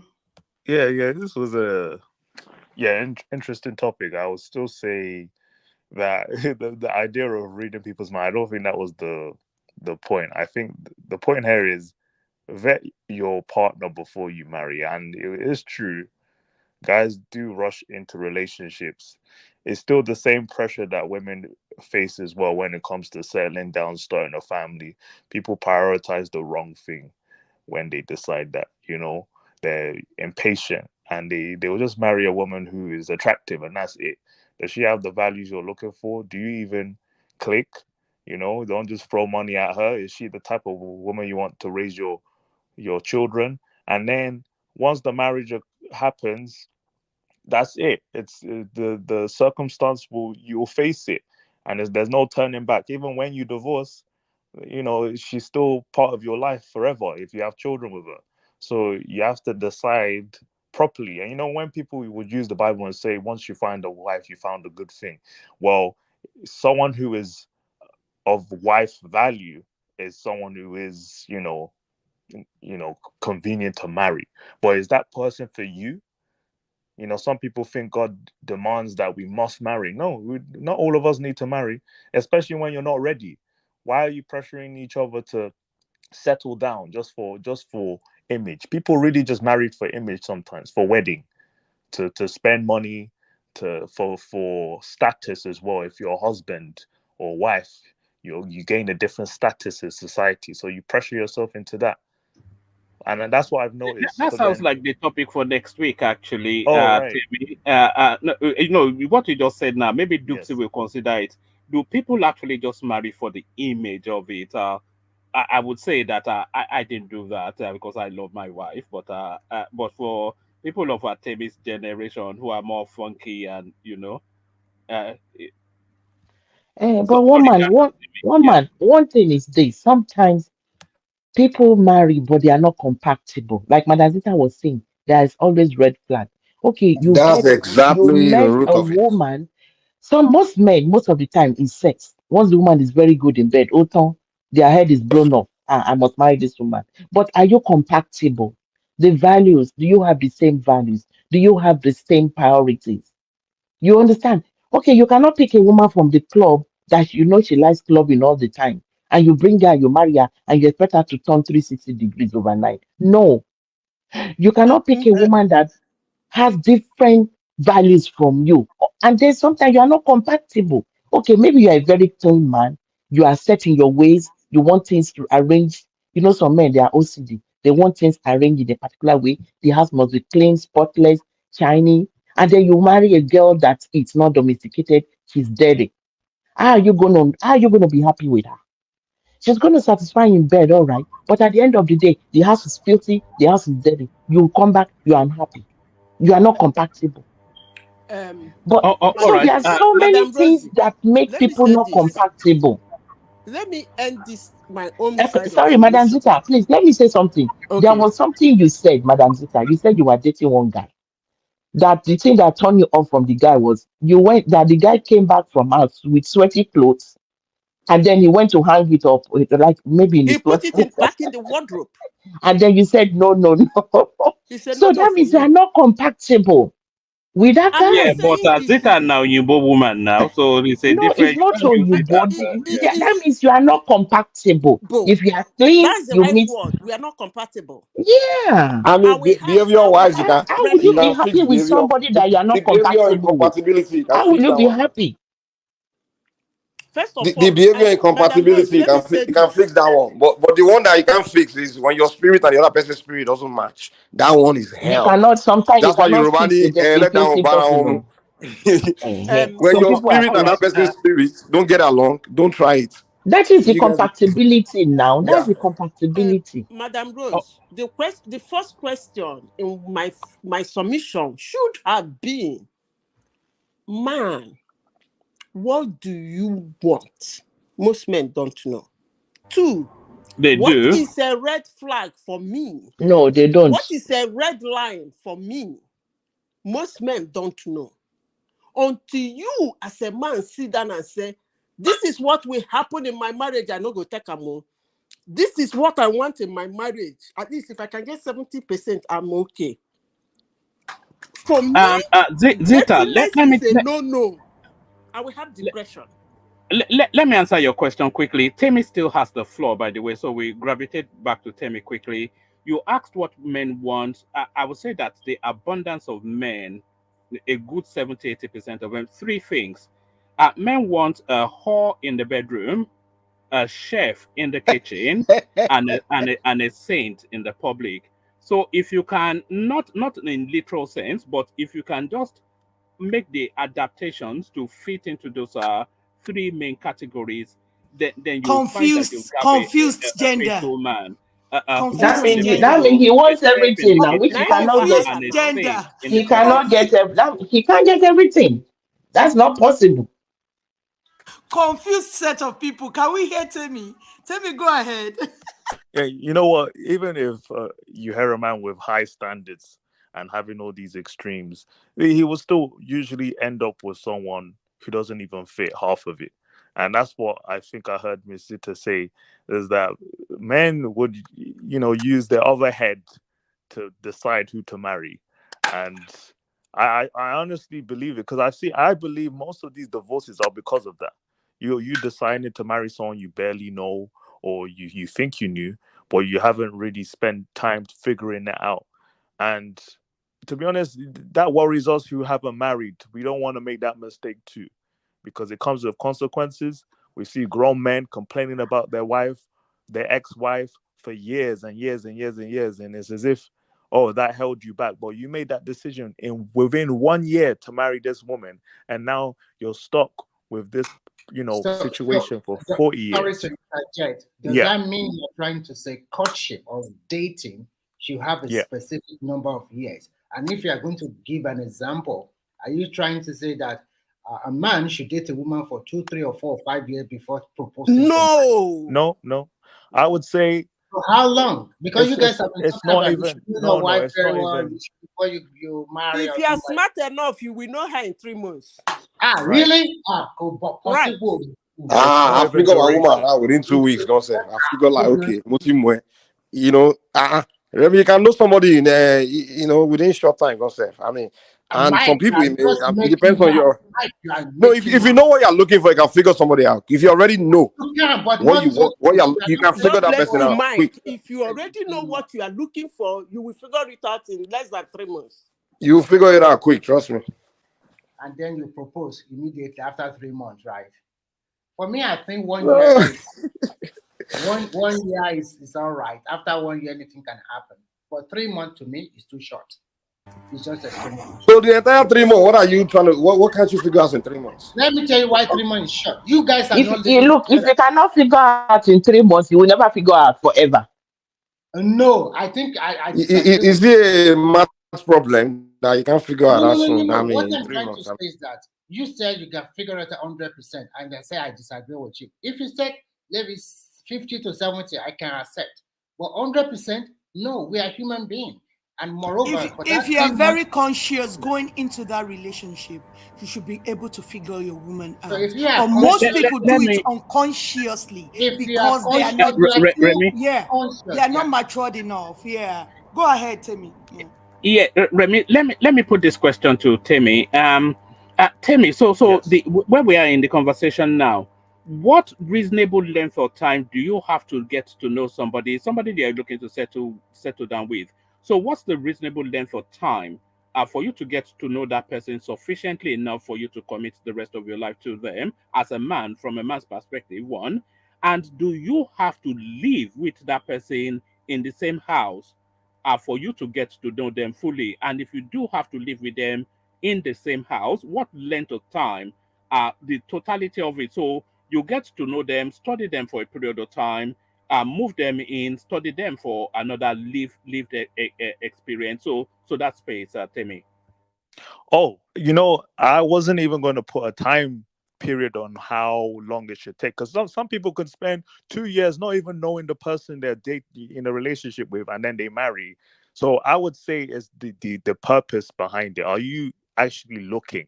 And yeah, like people were saying, some men are mature in that place in the first place. So I'm not even going to be in a position of, it should be at least 3 months, 6 months. Are you actively courting this person? Are you meeting her family? Because once you marry her, you're marrying her family too. Maybe that will come with problems as well. Do you know her friends? Like, people don't even spend that time. It should be almost like an assignment. But some people are just dating. They just like to be in a relationship, and then their mindset runs into, maybe we should marry. I genuinely think people don't think this through before they put a ring on it. They're driven by this form of love or lust, and then the other criteria I mentioned. I think it really is down to the person. If you come from a conservative background, you believe in the right type of courtship. Maybe your partner is living with her family, and her family don't want her to be living with anyone else. So that's not your, I guess, choice to make if you can live together. I don't think it's essential, because I think you can tell you spend time with them for a weekend or something, if they're clean or if they're not clean. I don't think it's important. I personally don't think I would live with my future partner before I need to live with her before we marry. But some people have those you don't feel it's important to get to know each other's habits, cleanliness, tidiness, what she's fussy about, what you are fussy about. all of these I don't things, think it you put a requires solid us to toilet seat be down, all of those things. Is it? You don't want right. to I don't think find, it requires you us want to to find out share the the house together. I don't think it requires us to be living together. I think you can see that if you actively are aware of each other for at least within those first 6-7 months to know her habits, you spend time with her in the weekends or something like that. I genuinely think that's more reasonable for most people. You don't really have. I don't see myself living with a partner before we marry. So I sorry, don't. so I don't. spending time with her on weekend, do you mean you want to go to her house or she spend that 2 days with you in your own apartment? Can you clarify? In general, I'm saying that there's a boundary we're crossing where she's going to move into your house, the house that you pay bills and everything for how long. I don't know what people's benefits are when it comes to that, but I don't think it's essential at all. But then, yeah, spending time with them, if it's like long term or a week together, and then you go back home, I don't think it's healthy to have that already marriage experience before the marriage. I don't think it's essential at all. That's me. Someone can defend that. I don't know. All right. Before we move on to the next topic, let me just ask you a snapshot question. Just a snapshot answer. Are you a born again Christian by any chance, Timmy? Yes, indeed. I would call myself a Christian. All right. Yes. So there it is. I guess different. That's what you'd expect a Christian to say. One man, are you able to assess somebody who is born again or not? Yeah, are you a because spiritualist now? it's not No, wanting Jamie, the I girl don't to move understand. in. I'm not saying Hold you're on, born hold on, again. hold on, everybody. Hold on. Let me ask Princess, this he doesn't question. want a girl to move in with him, so that tells you he's a No, born I don't again. understand. Is it that you're saying no sex really before marriage? Let's One clarify man, it. I'm Is not that a what you're born saying, again, Temi? but it is That there is no sex before marriage? I catch you hearing you doesn't want to get to come for a weekend also. No, I'm just asking. Are you saying that there's no sex before marriage? Is that your own my personal preference would Yeah. be yes. I've decided I would wait till marriage. This is my No sex before marriage. Are you serious? My personal preference. I have a story for you. I have a story for you. Somebody has Don't to try it. But tell me, how would you know that she's the type that? How do you know she'll be able to satisfy you? One, it test engine. Me. What am I meant to? The guy should be able to know that. How is the guy sure that? How is she sure that? How is she sure that the engine is working? Temi, I know I'm working. Temi, do you know how much I like you? Let me tell you how much I like you. I'm going to go from tomorrow. I'm going to go into a 7-day fasting and prayers for you, so that mindset will change. Oh well. No sex man, before I marriage. join you in that fasting and prayer. No sex before marriage. I mean, my goodness. Woman, the question I have for them is this. The question I have for them is this. So that woman that you don't want to sleep before marriage, is she be a virgin or? No. I mean, okay. I would open up then. I would just say this. From experience, I think when I've been in relationships and I've been intimate, it has blinded me from those red flags we've been talking about for the last 30-40 minutes. The same blinding that men go through and not realizing the person they married was not right for them. The sex isn't always the answer. That's my situation. I think it blinds me. So I'm deciding to abstain. Sorry, Timmy, I want to ask another question. Well, did you understand my question though? Yeah. So I didn't get your answer. Will she be a virgin or a woman? No, she doesn't have to be. Because and you want to wait till marriage? Okay. So my question to Timmy is this. My question to you is this: if you are still dating this your would-be wife for like 1 year, 2 years before you guys really get down, so what about you? One way or the other, this your call lady, maybe by virtue of mistake, she cannot hold it for 2 years like you, and you got to know that she get down with other guy.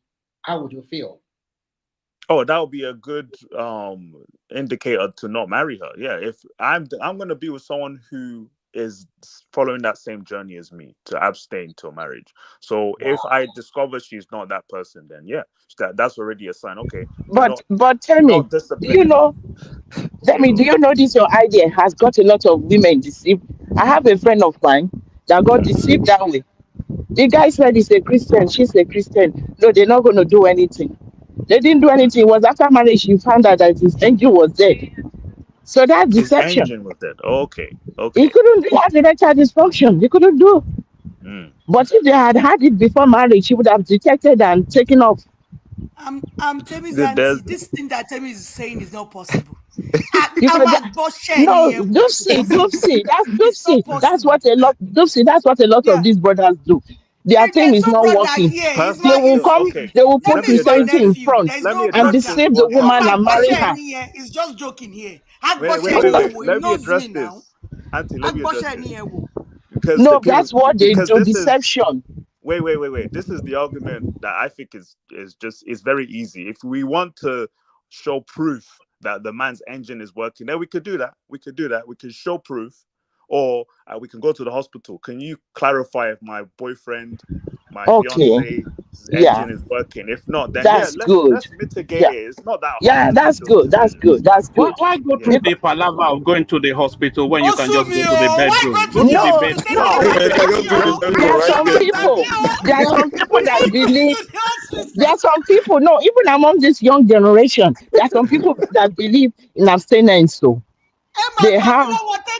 We're seeing what is caused in society. We're seeing how the older generation, how it's affected them. So now we're deciding a different route. That's what's going on. My generation, we're making these decisions now. Well, your generation is the most promiscuous yet in history. I really do have a lot of questions for you. Yes, sorry. There's nothing I like have that. a lot of One questions for man, you, and I need a little clarification on what you said. We can't debate that. Person, like I mentioned before, I've been in relationships, and I realized that I am blinded when I'm intimate with a woman. I forget my own standards or what I'm looking for, because then I can end up spending longer with someone I knew wouldn't have worked, but just because we were intimate, I wasted an extra year with them because we're having a good time, but then later realizing why we're not even compatible because we've been having sex. But I would have figured that out within a month of dating each other. Please, can Vincent come inside? Vincent, can you come into the studio? Team Celibacy is Sonu. Vincent, come. Vincent, come inside. Come, let me hear you out because I'm scared now. Do you want me to go out, Dupsy, so he can come in? Is there enough room? There's no problem at all. Please stay. Okay. You're my babe. Stay, please. Vincent, come on. I'm going to message him now. I have questions for you. When you go ahead. Zita, go ahead. Not for you, for the guy that says he will not. Yeah, Temi. Yes, yeah, go ahead. Here. Yeah. Yes. Temi.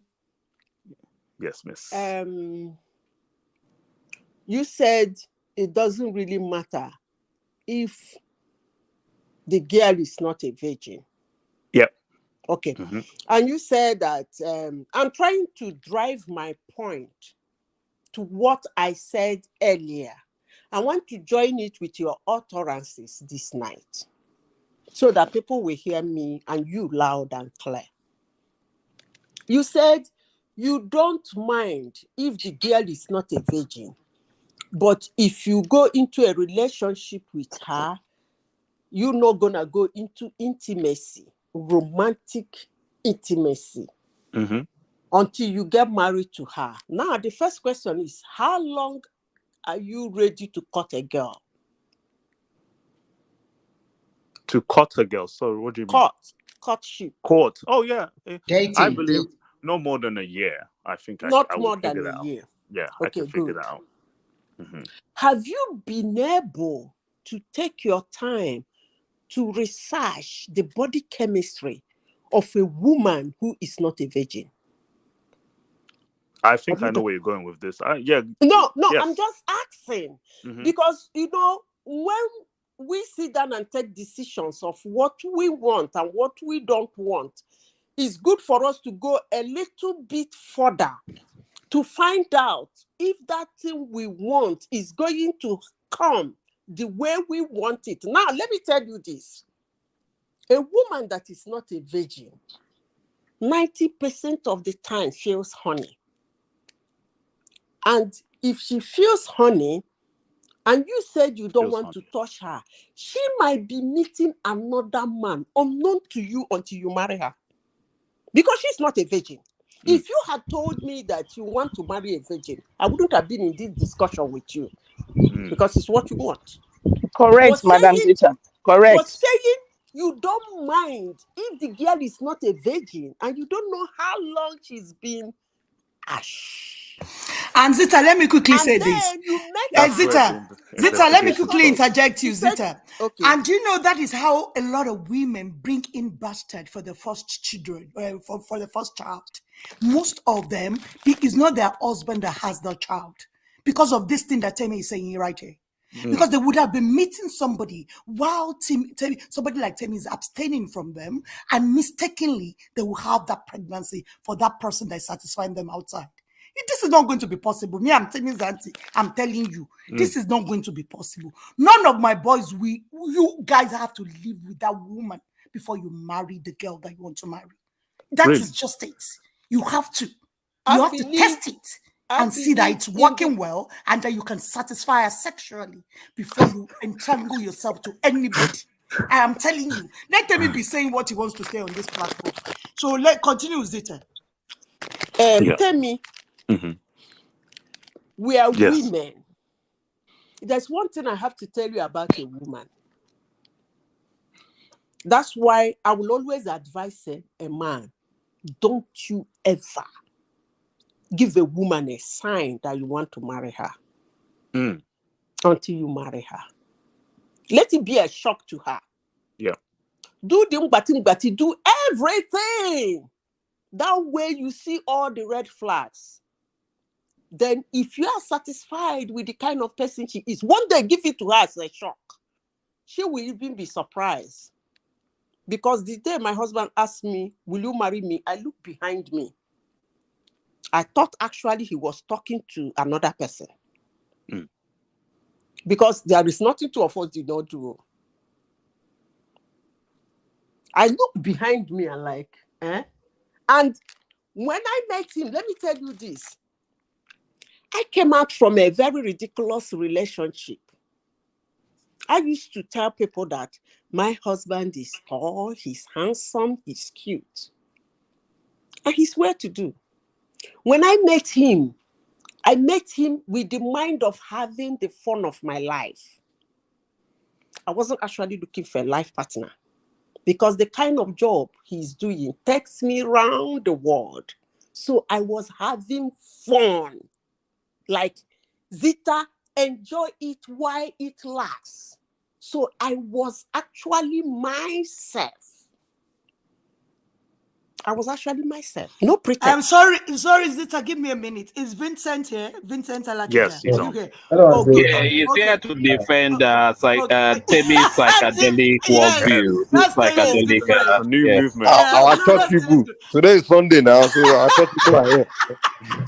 Okay, Zita, please finish with that so that Vincent when you said I want to marry a girl and I'm not gonna sleep with her until I marry her, you give her a sign that you want to marry her. She's gonna do all the shit and you will still marry her. That's what a woman is. You will still marry her. She will not let you know that she's sleeping about because she is no longer a virgin and you don't know how long she has been before you met her. And all of a sudden, you say you don't want to I don't know how that was, but I wish you luck. Okay, let's hear Vincent's submission on this. Vincent, unmute, please. Thanks for coming, Vincent. How are you there? I'm fine, thank you very much. Yeah. So just give your opinion, bro, on why me personally abstain.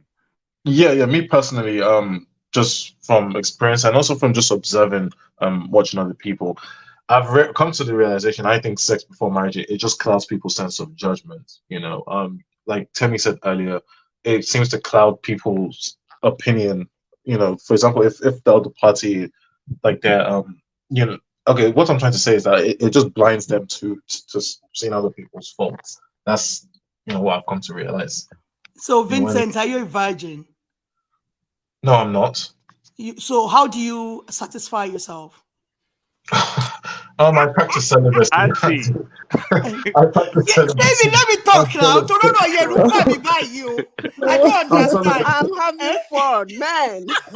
I'm celibate before Of marriage. course, there will be masturbation now. Okay, That so even now, so I don't understand now. You guys now practicing celibacy before Yeah. marriage. So how do you intend to satisfy your woman? Are you watching movies? Are you reading books on how to satisfy a woman? Auntie. Or what are you It guys will come doing? natural. Because This will come no, natural. it doesn't come natural, bro. It No, doesn't. Steve. It Let me doesn't come speak up. natural. It's through experience or through teaching. So you have to. You have to know it one way or the other. So how are you intending to know it? Auntie, That's my for question. example, Yeah. I'm Okay. not a virgin.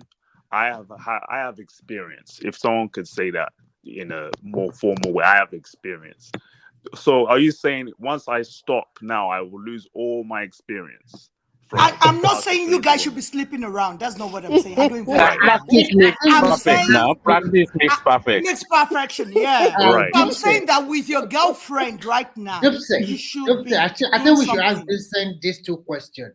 You Yeah. have experience for how long? With how many people? Then we will know whether you really have Yeah, that experience. that's too personal. But I would say Okay. If you say that's too But- personal.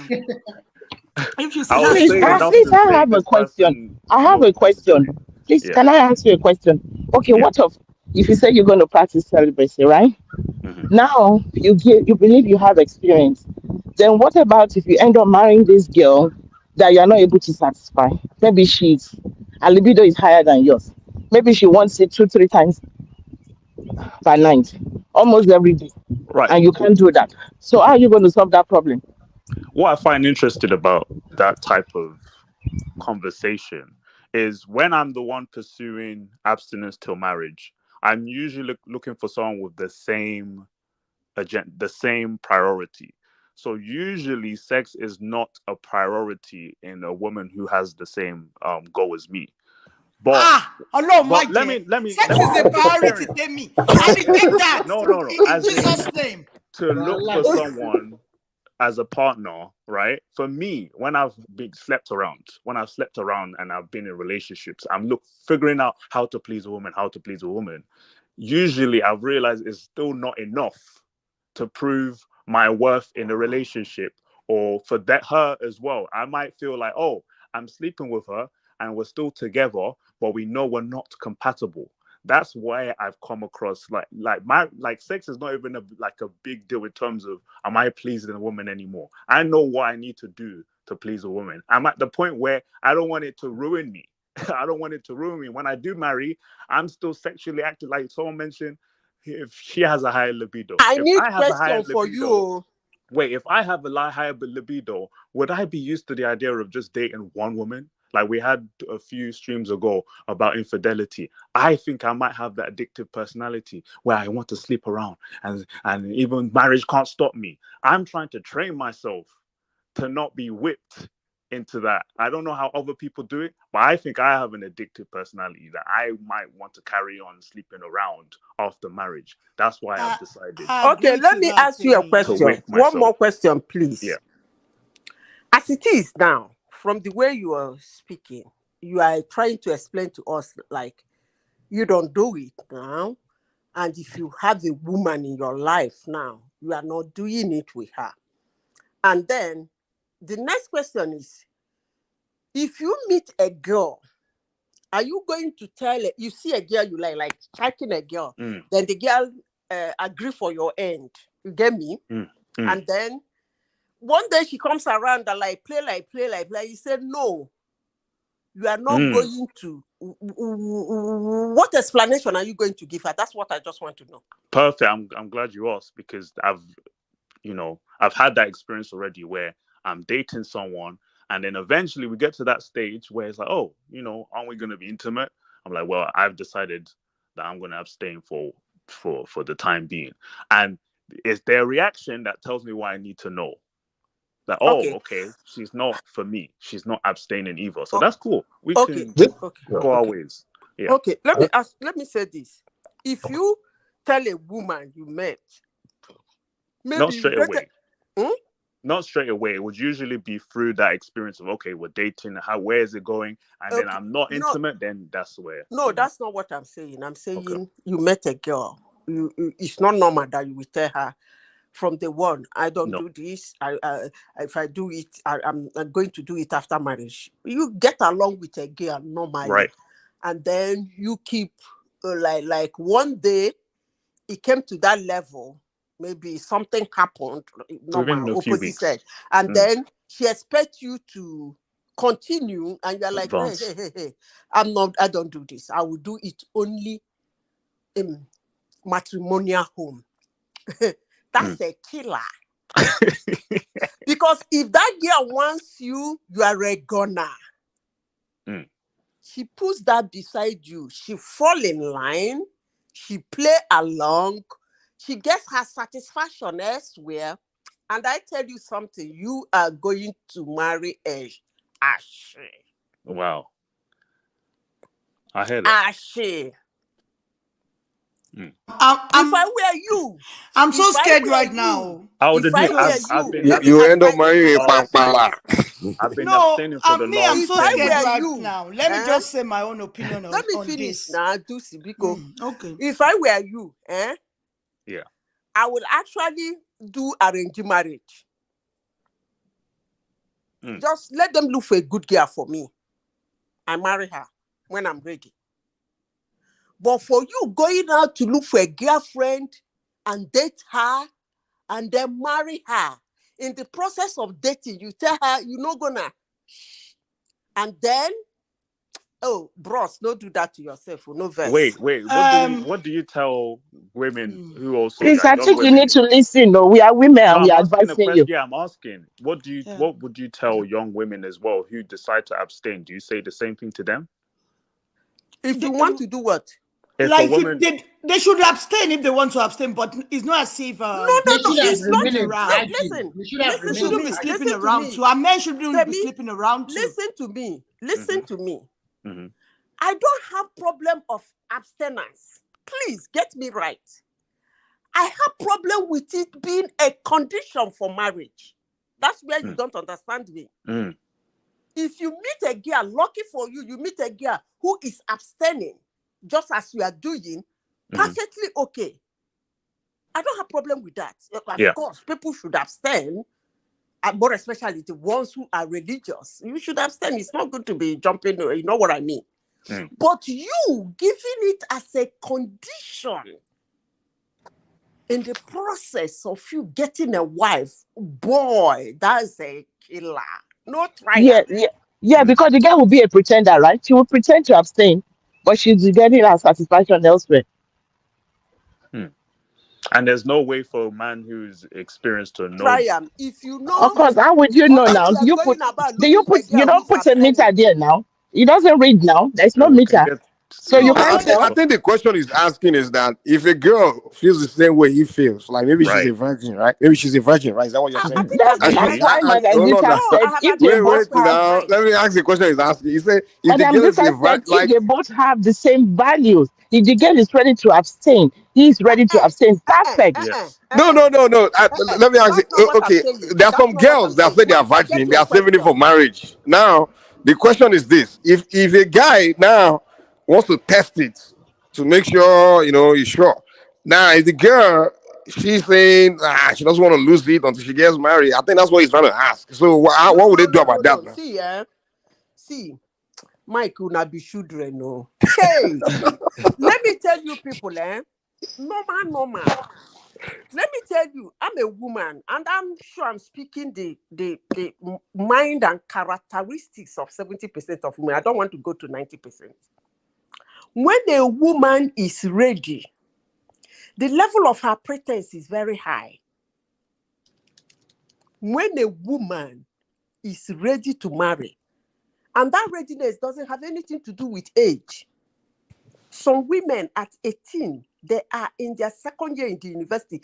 They are looking out to get married. So if you are this unlucky man that will come to run over her, the first story that we usually say, let me not say they, let's say we. no, I don't want to do this. I don't want to. I want to do it in my matrimonial home. The first question you have to ask such a girl is, are you a virgin? If she says no, deep, then if I were a man, I'm going to do a heavy research on that girl. That's when you will know that she's out for marriage. Because we don't go that idea of being a decent girl, being collective. That is the first thing we dangle in a man's front. Because no man wants to keep a whore in his house as a wife, even when they do most times. And that will even hasten the man to marry No, her. you can't speak on behalf of men, though. I'm not sure about that. That will hasten the man to want to marry her. Oh, I've come across a good girl, and she said she can only do this after marriage. Yes, I better that's quickly the marry first her. thing we dangle, And it's because that's falling what into the the man trap. wants. Most men, that's what they want. They want a girl who is collected, decent. That's what they see as decency anyway. Like, no, I'm not going to do that. That's the first thing a girl will do when she's ready to marry. So for you to say, what if I meet a girl who I want to touch and she said no, that means she's abstaining like you? That's a total no. That's a total lie. I'm not, It doesn't necessarily mean she's abstaining. It means more that she's ready for marriage. Can I say Madam something? Zita, what if the girl lies that Madam Zita, what if she lies that she's a virgin and the man doesn't know that? After Why marriage, would a now man knows. know who is a virgin? No, after marriage now. After marriage, that's when he Okay, I finds have out seen she's that one. not. One divorce case we handled, that was what divorce, the man is asked for a divorce. And to me, I see that man as a very stupid man. Yes, the man is based it on fraud. That he deceived my dear. Now, wow. But Madam Zita, that's right now. That's deception now. If she can deceive you with things like that, who knows what else she'll be hiding from you? That's That what means the she's, man is she's saying. a Don't hide liar. anything. You Let want me a say virgin. something, though. He added a virgin and you got a virgin. Look, let me tell you, Madam Rosie, these things are not supposed to be conditioned for marriage. But if you start bringing ridiculous things for condition for marriage, you're going to marry that girl. Dupsy, check your phone. Please. Okay. Can I say something real quick? I'm taking in everyone's input, but I think we're also ignoring that, my experience could come from, because I've been in the position where I'm dating someone, I can see we're not compatible, but my male brain is telling me I just want to have sex. I just want to be with this person just for sex. I'm wasting my time in this situation just because of that intimacy. And also with young girls as well who are looking to be in a good relationship, and guys just want to test drive them. And they're out here looking to be married eventually, but they have to date all these different men to figure out who they're compatible with. They're being test drive with all these men until they find their husband. I mean, come on. That could exhaust anyone. And I know what everyone's saying here. It's more logical. Yeah. Can I ask you a question? We are going One to round question, up this please, topic now. before I go. That's before I leave this topic. Let me ask you a question. A woman that is a virgin, that's one, a different woman. The second one is a woman who abstained, wasn't a virgin for some reasons, and all of a sudden she decided, just as you did, to abstain till she gets married. Does that make her a good wife at the end of the day?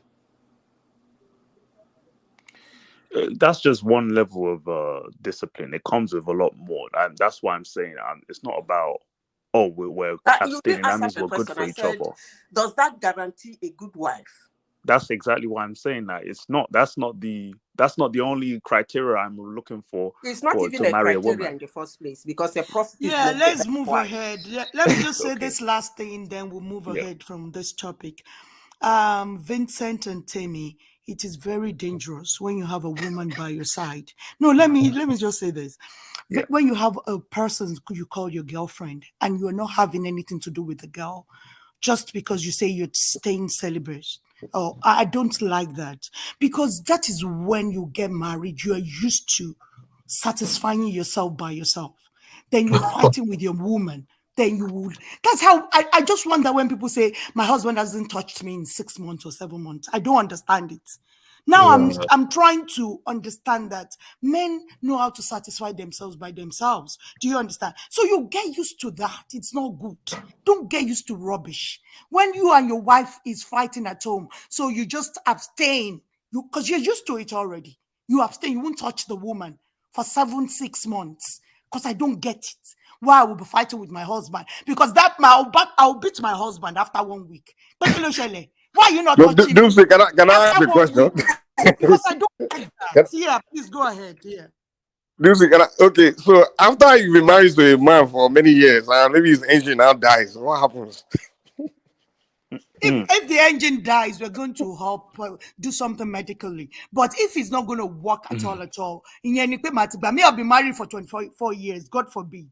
So that if my husband can't do again, that means it's your cross now. You have to carry it, right? Because during the good times you enjoyed it. Has satisfied me to I don't know. He has tried his best. He's for better for worse. I will stay with him, but I'm not sure that can even happen. I don't think so, because that man likes that thing. If he sees me like this, his body will be shaking. That's the way it's supposed to be. How can you say you'll be with your girlfriend, and that is the way you guys will now marry? For better for worse. Okay, I believe you. For better for worse. You won't stay with you won't have anything to do with the woman. I'm scared. We shouldn't do this. Vincent and Tammy, let's stop it. If you have I just don't want to make outside. Don't see. If it doesn't work, he's gonna go do a transplant. So you must work. Oh. It must work, Abi. Rosie, don't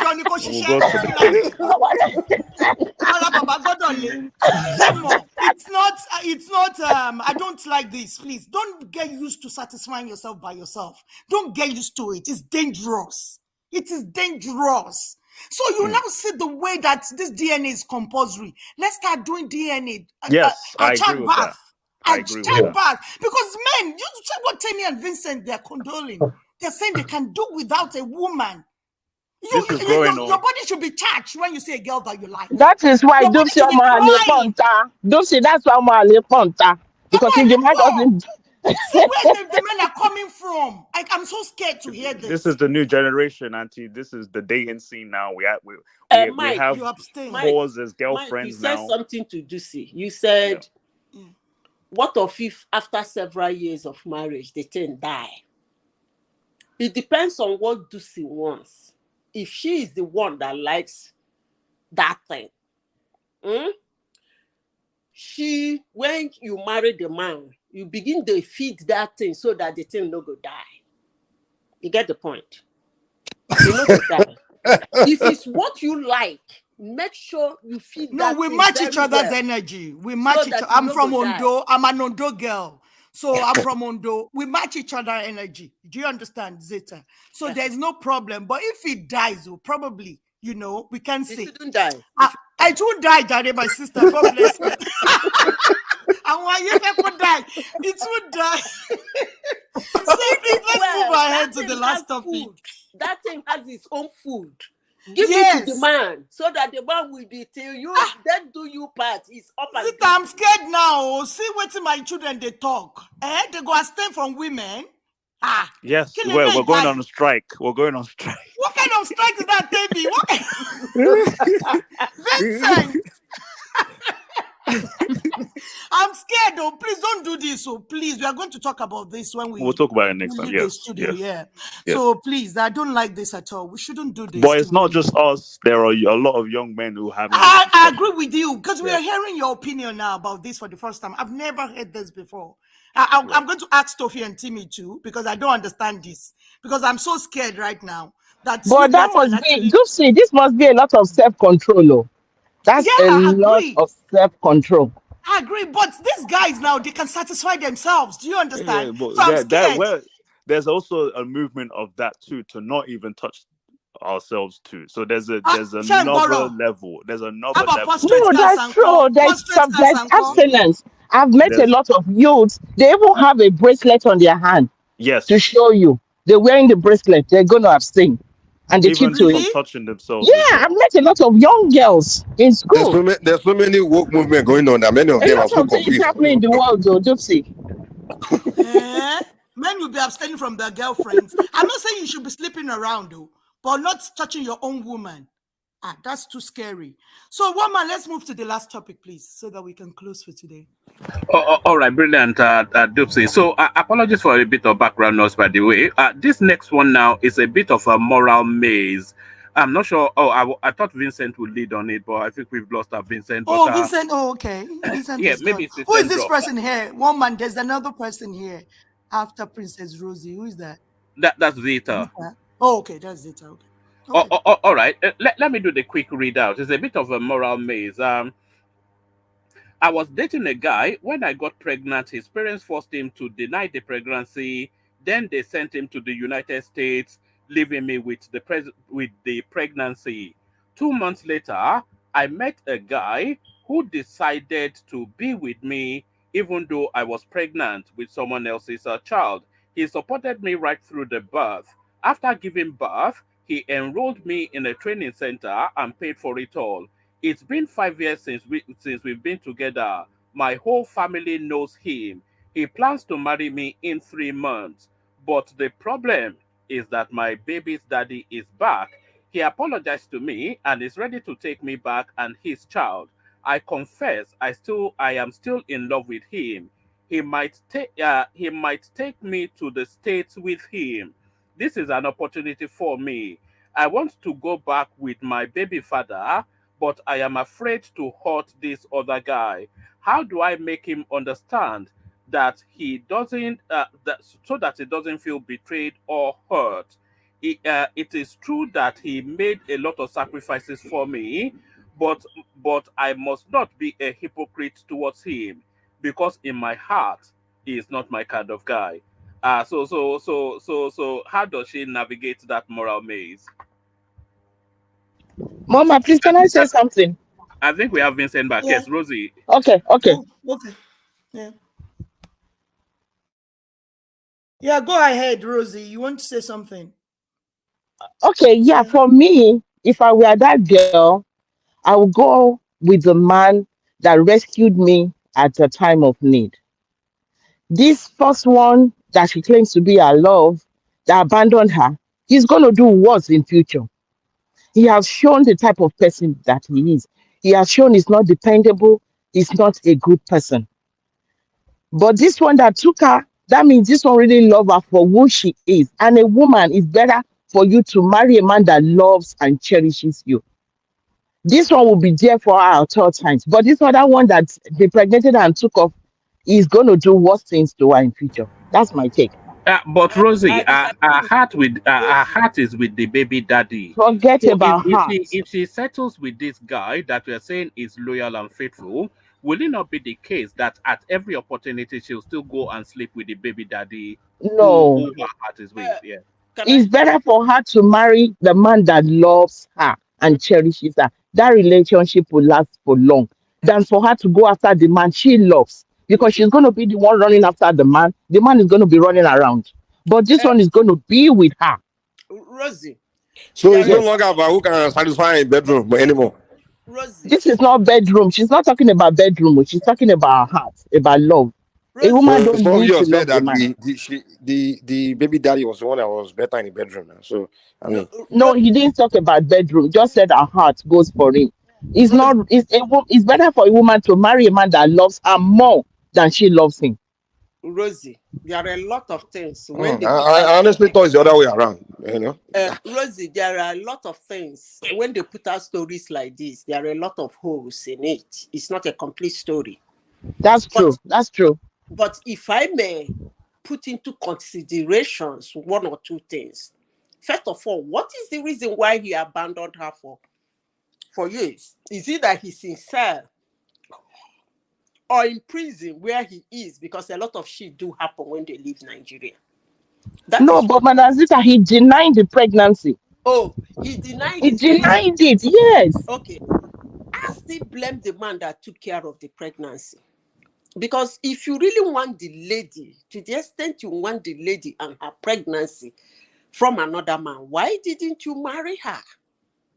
Why do you have to take care of her for 1 month, took care of her, 9 months, took care of her until the madman comes back? I don't get it. If you like a girl to the extent, you would have proposed. Nah, I want to marry you. And let her say, I don't want to. Because if she is married before this man came back, we wouldn't be talking about this. It wouldn't be. She would have been a married woman by the time the man is back. But for the other man to wait and start spending his money on another man's child and another man's wife, girlfriend, I don't really think that is smart. So she should go to the man she loves. Well, for anything, for her children, for her child, the child should have a father.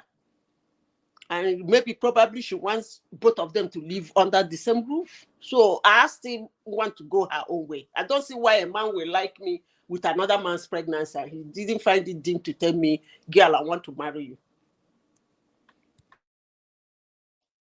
For me, I totally agree with Madam Zeta. This woman just used the guy for emotional support. And I don't know why you stay with a woman for 5 years without even... I don't get it. Because of the sex. That's the problem. Right. Our society. That's what I mean. No, you cannot say because of the sex alone. Some men, they don't know. We don't know, but you stay with her for 5 years.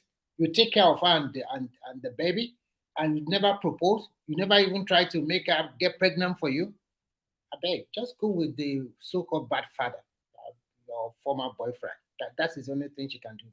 But is that one dependable? The person that denied pregnancy and abandoned you?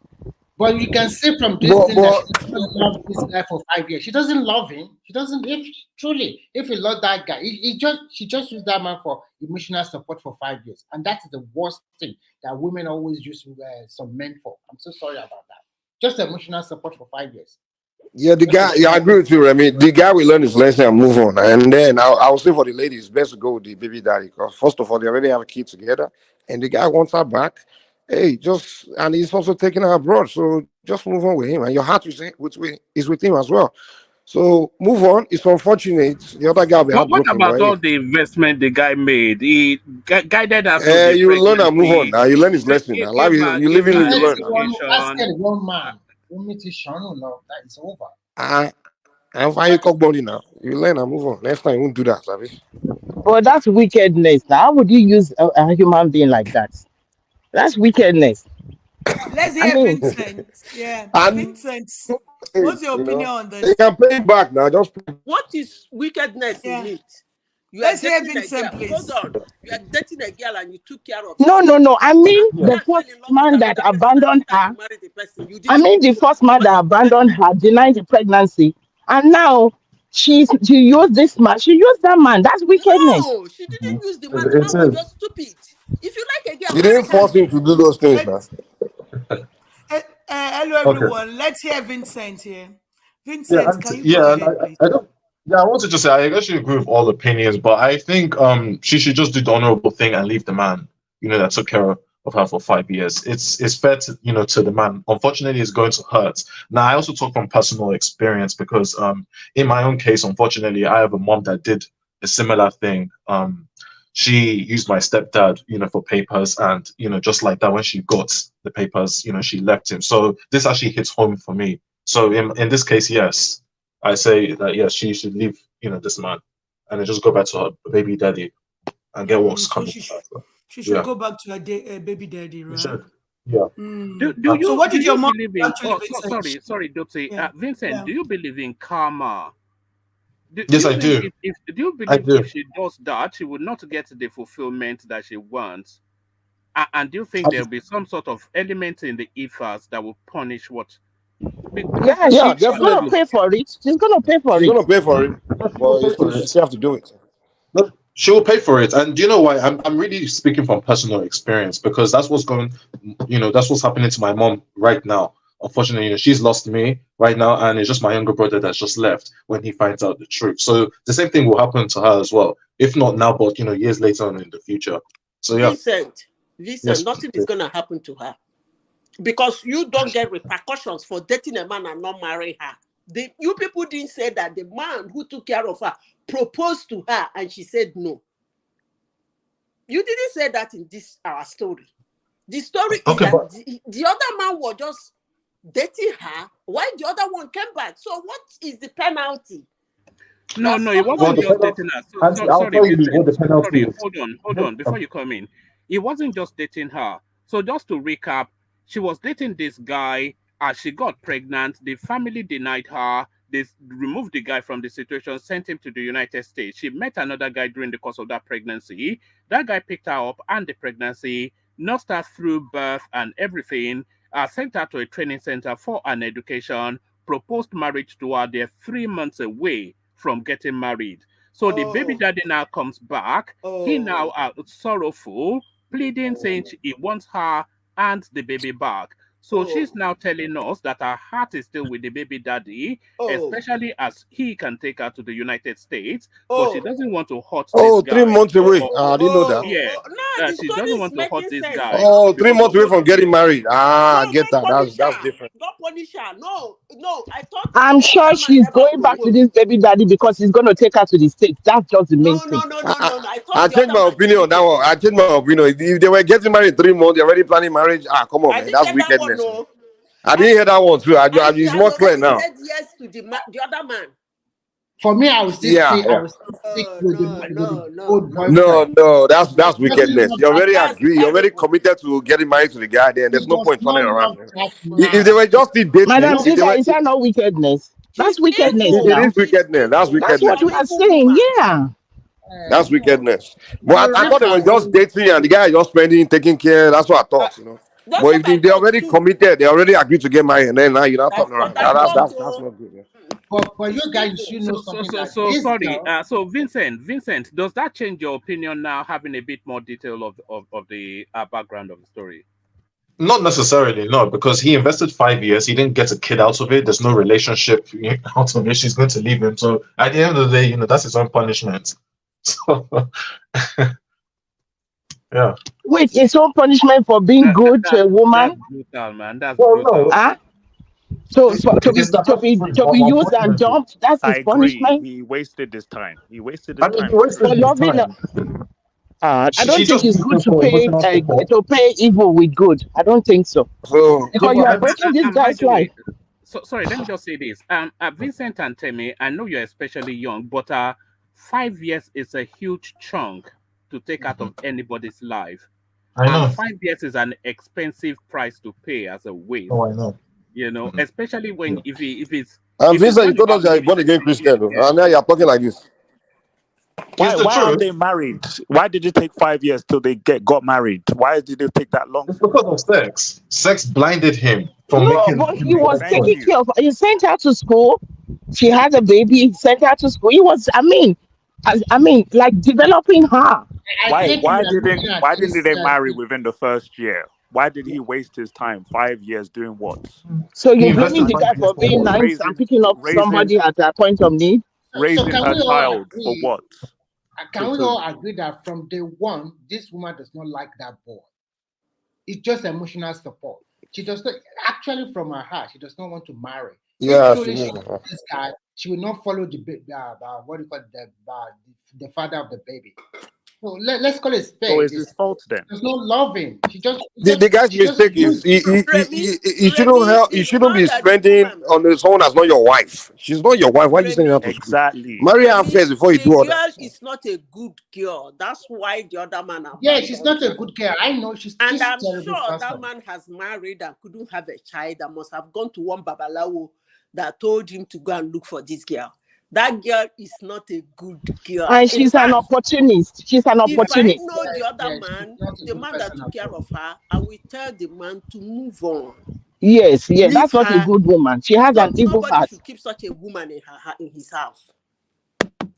She's evil. She's an evil woman. Wow.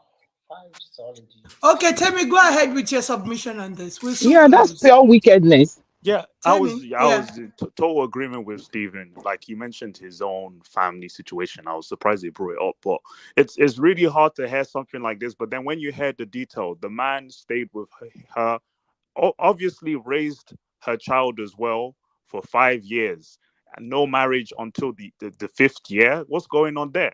I think this is a confused man. No, And then no, and then no, he no, he has to no, face the consequences. I don't no, care. no. Everyone has I sympathy wouldn't for say him. that. I wouldn't say that. No, we're too The sympathetic. man has respect and regard and didn't want to exploit her.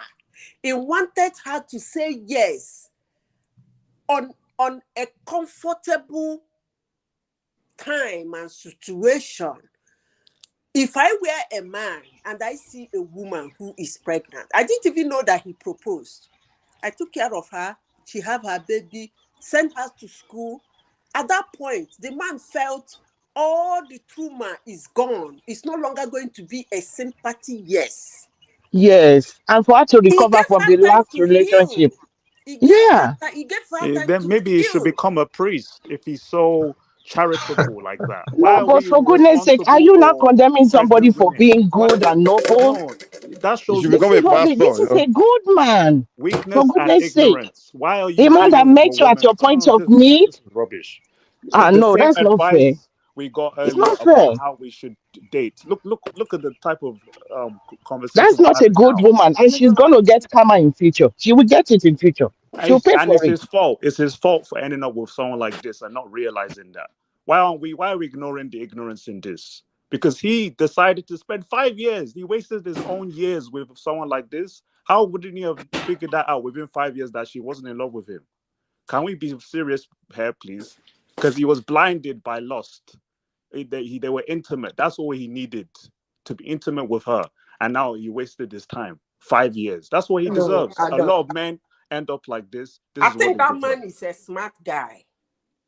Nah, that's rubbish. No, he's The a man that smart came guy. back is the smart one. The Because one let that me came tell you back is the this. smart one. Let me tell you this. If he had proposed to that girl from the one with that pregnancy, or maybe probably when she had the baby, the girl said yes, he would have been in trouble now that the other guy is back. Because he would have been heartbroken. And he will be blaming himself that, so it's because I was helping this girl. That's why she said yes. She doesn't really like me. But I wouldn't blame the man because he gave the girl time to heal. And Madam Zita, can you He believe asked him men at the right are time. not even, their men are not supporting a good man. Instead, they are castigating a good man and Yeah, he's supporting a bad pathetic. woman. He's This is pathetic. not good, man. Any This is man that will foolishness. sign off It's with not this is pathetic. foolishness. It's That's kindness. why I He's blame being men for human. being That's why because men meet bad women and they deal with them. See, this is why they This want woman, us to have sex with them as soon as possible so they can use us. This is you exactly see why he this wants girl that's gone control back over to this man. men. If Men, she has another opportunity, she will dump him and move on because she's an opportunist. there's a reason why they didn't marry within the first 2 years, 3 years. There was something going on already in the relationship for The it to man take that sent her long. to school. She was going to school, raising a child. Wait. So you're taking care of me, you're taking care of my child, and you didn't. There's no time to put a title on it. You can go and sign a paper in the court. You know how you can quickly get married. You should be able to claim that child of yours that you're raising for her. But I'm sorry, a lot of men make these Okay, but mistakes. what This is if she very had common. married? What if she had This is married the man and this one came back? Then she dumps him and move on. no. There's clear signs why She he could, she didn't could, she would do decide that to too. marry her. There's a clear sign why he didn't decide to marry her until later on. Now he's Oh. grown fond of her So and he now you wanted to propose marry to her. her. They have been saving towards this marriage, planning towards it. I doubt it. I don't think it could take this long to marry someone. No, let's not play that. Okay. I can see the problem and it's happening a lot. A lot of these men fall for women like this. We're also agreeing that she's the problem here. But then I'm sorry, you devoted your time with someone like this and you didn't see the signs. And then now this is his consequence. He's being punished himself, wasted 5 years of his life raising someone else's child. That man who came back is the winner in my eyes because he's able to hold on to that even after he took a break the and girl he's will coming leave back. him. The girl will leave him in the United States. Mark my word. She is an opportunist. She sees another opportunity. She's going to move on. She's a user. Yes, there we go. exactly. That's what. And then men who fall for that, that's their problem. That's my thing. Yeah. That's what I'm saying. Even the guy that came from America, that one will fall for it. And once he arrived in America, dump this whole guy and follow another one. The game continue. A lot of women are broken as well. So, like my friend mentioned here, Vincent mentioned how his mom, and you know, it's really touchy to bring it up, but his mom used his dad and then his stepdad, and now he's opening his eyes to what is going on in his own family. So he doesn't want to repeat it, and this is what we're seeing every day. But the problem is something like this. This girl, she might come back to this man because she wants to revenge. Did you think of that? She might say, okay, you know what? She might want to come back and deal with him viciously. A man like this will take her back because a lot of men are weak like this. Pathetic. And she will deal with him viciously. If a man does that to me, if I accept him back, I'm going to wait for when I'm going to get even with him, and I will deal with him ruthlessly. Because you cannot dump me at the point of need. And then you come back, okay, I will accept you, but I'm going to get my back. I'll deal with you seriously. That man who took care of her and everything, she would go back to him and he will take her back again. A lot of men are this weak to take on manipulative women. Women know how to manipulate men, and well done for them to do that. But some of these men deserve it. Some of these men deserve it. And that's my point. Because you're falling for a woman because of intimacy. When you could find it somewhere else. Okay, what if you fall in love with the woman and then she decides to deal with you? That's my. I should take the blame for that. Why am I that stupid that I can't see a witch? But that's love. I'm sharing a bedroom with a witch. Love is blind. You don't see those faults. You fall headlessly in love. No, lust blinds you. Also, your own love has eyes. Lust blinds you. Lust blinds you. When you're sleeping with someone you know is a problem to you, you spend longer with them just because of that. Just because of that. And we're seeing it. We're seeing it around us. And this is the perfect example of that. This man deserves what he gets. I don't feel sorry for him. A lot of weak men fall for this because they don't have discipline in themselves. You end up with a woman that would use you like that. Good. He will do it again. Another woman will do that to him again. The same men go through it. That's all I'm going to say. Thank you. So Tim is just bent that you shouldn't be sleeping with girls when you're dating. Yes. All right. I think Chioma has some strong views. Okay, Chioma is there. Okay, Chioma, you're welcome. Unmute. Let's hear you. Yeah. Chioma. Hi. Hello. Good How are you today? Everyone. Good afternoon. Hello. Yeah, we had a night yesterday. Did you hear how Temi's voice suddenly changed? Temi, I'm watching you. So you be beside somebody like Chioma now. Stay from Chioma. No, we are.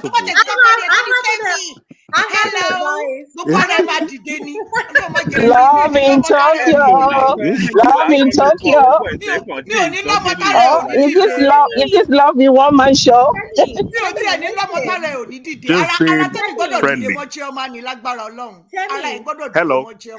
What you're looking for in a woman is 100% possible. Don't let these people deceive you, okay? You can meet a lady that have the same like mind, same values in church, you know, community center, like cultural events, like we have like Omo Igbo, you know, unites. They have like Yoruba forum for, you know, young adults, you know. There's so many outlets that, you know, you can meet these singles that are just looking for the perfect man. And you are the perfect man. Don't let them tell you, oh, you have to have sex. Yeah. No, because there's a woman that's looking for someone like you. Same values. Because I have friends, okay? We had like a pact growing up. We were all virgins. You know, now it's only, and it was 5 of us initially. Now it's only 2 remaining. I'm not one of them, by the way. But you know, my friends they're good women and they're virgins, and you know, they're so Chioma, you have tasted the forbidden apple, Chioma. So don't. In fact, just pretend this session never happened. Continue the way you're moving along. There's nothing wrong with that. God, in His infinite mercy, will bring a virtuous woman your way. Amen. Okay? Amen. Yes. Be deceiving yourself. The type of woman Temi is looking for is a down-to-earth woman, a good woman, a woman that is kept at home, you know. So it's possible. Trust me. You know, everybody doesn't have to be a shower. Trust me. So don't let them deceive you. It's very possible. So, but don't get me wrong. I will still take the advice of being careful and watching out for someone who's deceptive. Someone is telling you a pipe dream. But he has it's not a pipe dream. He has a reason for that. Mama, be deceiving yourself, right? You're not deceiving what makes a virtuous deceiving yourself. It's his personal choice, and no. Is that what makes a virtuous woman? No, it's not. It's not the only thing. It's not what makes a virtuous woman, but it's there's women that have an intimate relationship with God, and they don't want anything to come in between that. So they're looking. Choma, please, can you go move to another topic? Okay, so the other topic, the lady, right? I don't think you guys were calling her evil woman. She's a pachini, do you know what Nigeria girls do to Nigeria men and vice versa? It's the dating scene. You know, men have to spend the money, take care of the woman. That's what you're supposed to do. You know, you think we're all just gonna sit here and be like, so when a man proposed to you 3 months to the wedding, you run to another man? It's possible. Things happen because at this is her life. She was vulnerable. She has a kid. She has a kid. Exactly. She's still in love with her ex. You get what I'm saying? Exactly. And if he's not detrimental to your life, I would personally advise her to go back to her baby daddy because she has a child by that man. The devil you know is better than the angel you don't know. And trust me, we don't know what happened between them for him to abandon her. Maybe he was trying to establish himself. You know how men do their mago, you know, and then they'll still come back. You get my point? But my thing is, you know, she should still go back with her baby daddy. I'm sorry for the other guy. You know, God will bless him. You know, God will bring a woman. He got what he deserved. A woman his way, but he did what he was supposed to do. You know, he was in that gap to help her. And, you know, some people come in your life for a reason. Maybe he was supposed to be her helper. So you guys have to see it in a different light and not just, oh, she's evil. She's a puchinist. No, I mean, do you know, girls get houses, cars, brand new Range Rovers, Bentleys from men. What are you telling me? This is nothing. That's sugar daddy now. That's for sugar daddy now. When you have the sugar daddy, that's what you want. Wasn't this man a sugar daddy? Not even sugar daddies. Even men that are well off, they do this for their girlfriends. Just dating. But most often it's sugar daddies that do that. A single guy that has money, if he loves you, will marry you. What? Even women, they do it for their boyfriends. All these politician girls, do us daughters, my friends, they buy their boyfriends cars. What are you telling me? It's normal. This things happen in the dating minimum. Well, it's a normal thing. It's a win and lose situation. You know, it's a game. It's one of those things that happen. But you know what? God will bless that man because he came into her life. My gripe is because he came into her life and provided for her and her son. You know, so I see it in a way that he was a helper. God sent her away. So God will bless him. That's the way I draw the line. Let me interject you. You see this you people that are Gen Z. The problem you people will cause on this earth, You see the problem you guys will cause. We are seeing the problem our older generation caused first, or we're witnessing what's going on now from our parents. Someone is blackmailing God. We're just having to learn from you guys, and that's all, you know. It's normal. It's normal. It's normal. It's normal. Men do say worse. Yes. 3 months to the wedding, man, run off to another man. It's a normal thing. Yes, it's men. No. God bless you. That's wickedness. That's not normal thing. Wickedness. It's not wickedness. She has to be selfish. She has a child, okay? He came That's into what her she's life meant as to a do. helper. They're not married. Get that off your mind. They're not married. People break up all the time. Have you watched? I mean, people change their minds even on the day of the wedding. Do you rather her get married? Do you rather her get married and then 3 months down the line, she's like, no, I don't want you anymore. Is that what you want for her? And you know what, men? You know, I'm very passionate about this because I've heard there's a man that did this to a woman, you know. She was in Spain, providing, you know, sending him money, and he used the money she was sending him to marry another woman in the village in Nigeria. So, I mean, at the end of the day, it's life. Things happen, but you know, we thank God for that man. You know, he came in and filled in the gap, provided for her and her son. God will bless him. God will provide him a good woman. God will enrich his life, and he will be fine. Move on. He'll find another pregnant woman. That's what he'll do. It'll happen again. Well, at least, you know, he will learn. It's a learning lesson, but I don't also see it that way. I see it as So Chioma, the man was a mogul, right? It was a mogul. No, he was a mogul. You all have to see it in a Christian mindset, okay? Everything is not about someone took advantage of you and cheated you. No, you know, he was a helper. You know, she needed his help at that moment. But You Christians like deceiving yourselves. She has to make the best decision for her and her child. And for her, she's in love with her ex. And for her child, she needs to go back to her child's father because she's in love with the man. She doesn't love this guy. And she only realized that when her ex came back. And that's okay. There's nothing wrong with that. She has to make the best decision for her future. Okay, what does she owe this man? This man does because there must be a reason why she went with this man. So he nursed her through birth, looked after the child, trained her in education. He proposed to her 3 months from marriage. So what obligations does she owe there? And by the way, she's saying that she's still in love with the baby daddy, and she also says that she also said in there that maybe he will take her to America. So I think there's that American thing as well. So does she not owe anything to somebody that is stable, reliable, come into your life in the most difficult period of your life, holds you by the hand and guides you to a better place, as opposed to somebody that dumps you? Game is game. Listen, one man, she doesn't owe him anything. What is somewhere already now? As long as he came back for her, you know, I don't see it as abandonment anymore. He went and established himself, then came back for his wife and child. But for that man that provided and did everything for her, what she owes him is prayers.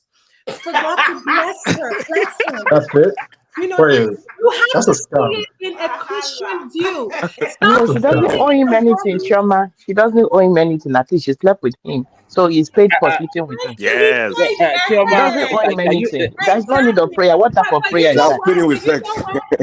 Yeah, she's paid now. The man paid off for doing what he did with us. So what is on? Princess Rosie, you know, there's a lot of stingy men in this world. So it's very rare to find a kind man who can take care of a woman that has a child already. So in that sense, she does owe him prayer for God to, you know, meet him at the point of his needs. Chioma, what type of prayer? Please put prayer aside. She slept with the man. She did everything. No prayer. Let her move on. Move on. Chioma, Did she not sleep with him? What type of prayer is that? Prayer can do a lot for that man. He will meet Queen Elizabeth. You know, he will meet someone that is rich. He will meet a good woman, you know, that will propel his life. Trust me, he will go far with prayers. And that's enough. Chioma, let me ask you this. Do you think this woman actually loves the baby daddy, or do you think when she gets to America and then she sees the allure of a better setting still, she will hop still from him to what proposes a better life? I think she loves the baby daddy because most women act by emotion. Trust me. She loves the baby daddy. There's no way I can and I can go with someone that abandoned me if I don't love you. No. And she didn't see it as an abandonment. No. She will still not see it as an abandonment because she's in love with him. So in her head, he went to establish himself. He came back for me. That's how women will always see it. Chioma, have you heard the phrase, treat them mean, keep them keen? Have you heard that phrase? Treat them mean, keep them keen. Yeah, but it's because there's a lot of men that actually feel that's what women like. It doesn't matter. Treat them mean, keep them keen. It doesn't matter. They have so a you child rough the woman together. up and then she loves you the more. No. Chioma, speak for yourself. It's not every woman. No, it's not everybody that loves men to treat them badly. No, she's in love for with yourself. Chioma, speak for yourself. I'm speaking for myself. She's in love with him, and they have a child together. So she made the best decision on this earth for her. She has to be selfish. This is her life. That man has not, that other guy has not lost anything. He can make more money. He can meet another woman even better than her. He can meet someone he can build a new life with, not even a baby mama. He can do better. You see what I'm saying? But she made the best decision for her life. And all she needs to do is just pray for that guy, that God will provide and, bring him a good woman. That's it. Woman, when you hear things like this, don't you think that we are in trouble? No, we're not in trouble. You know what I think, Zeta. I'm thinking, stop the world. I want to get off. Let them carry on. Just stop the world. Let me get off, and then they can carry on. Men have done more. This thing he did is nothing. This is small. Let me say this. You know how much men have spent in dating? Oh my goodness! How beautiful you bring a girl to me. How much money has he spent? If they're talking about prayers like Chioma, you can't get married to that kind of girl. You know that. This is nothing. How much has he spent? Religion and everything that you'll be able to get married to that person. Please don't bring wahala to me. I don't want That's nothing. That is nothing. All these things all the time. Use your head, sis. Use your head at all times. Stop talking about prayers. Stop talking about spirituality. Stop talking about all those things so that you'll be able to think very well about where you want to go to and where you want to, or whom you want to get married to. So when you talk about prayers all the time, I don't get it. I don't understand it. As I said, he's a destiny helper, and that's how it is. But Lucy, that's our belief system now. Everybody to their belief system. He's a destiny helper. Yeah, that's what I'm still saying. That I don't want people like Chioma. You don't understand. I've got 4 boys. Do you understand what I'm saying? That's why I'm telling one of my boys here. He is a destiny helper.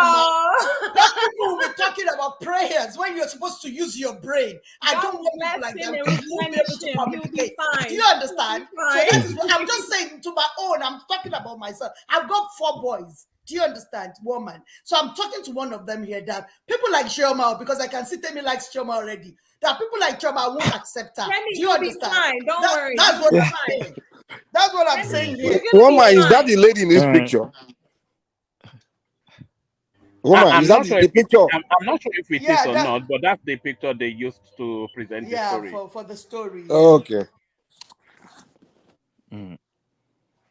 So, any other person? Chioma, do you still want to say something before we close, Chioma? Because you're the only one that's not. I just want Temi to maintain his stance on the type of woman he wants. Thank you. You don't have to be having sex before marriage because Thank you. God, in His infinite mercy, will provide that perfect woman for you. Amen. Thank you. Yeah. So, Chioma, would you go for a guy like him? I mean, yeah, 100%. So somebody will be benching out behind. Yeah. Any other person?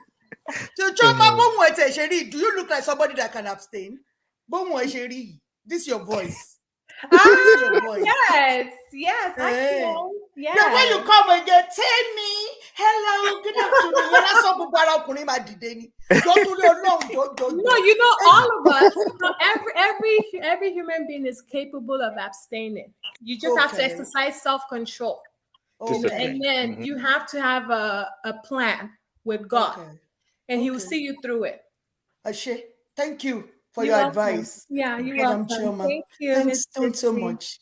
Love Thank you you. guys. Mwah, Same mwah. thing. Good Love night. you. I don't catch But that. one thing I about don't life catch is that that kiss. no, Dropsy, one thing Yeah. about life is that it's good for us to be truthful in all that we do. You understand? I agree Sometimes some totally. people, I'm not saying it, some people are very pretentious. I mean, they would present the picture that you want, but deep Exactly. down they are doing something else. Yeah, Most exactly. people I are agree. not truthful. You I understand? agree. So all Okay. this abstinence.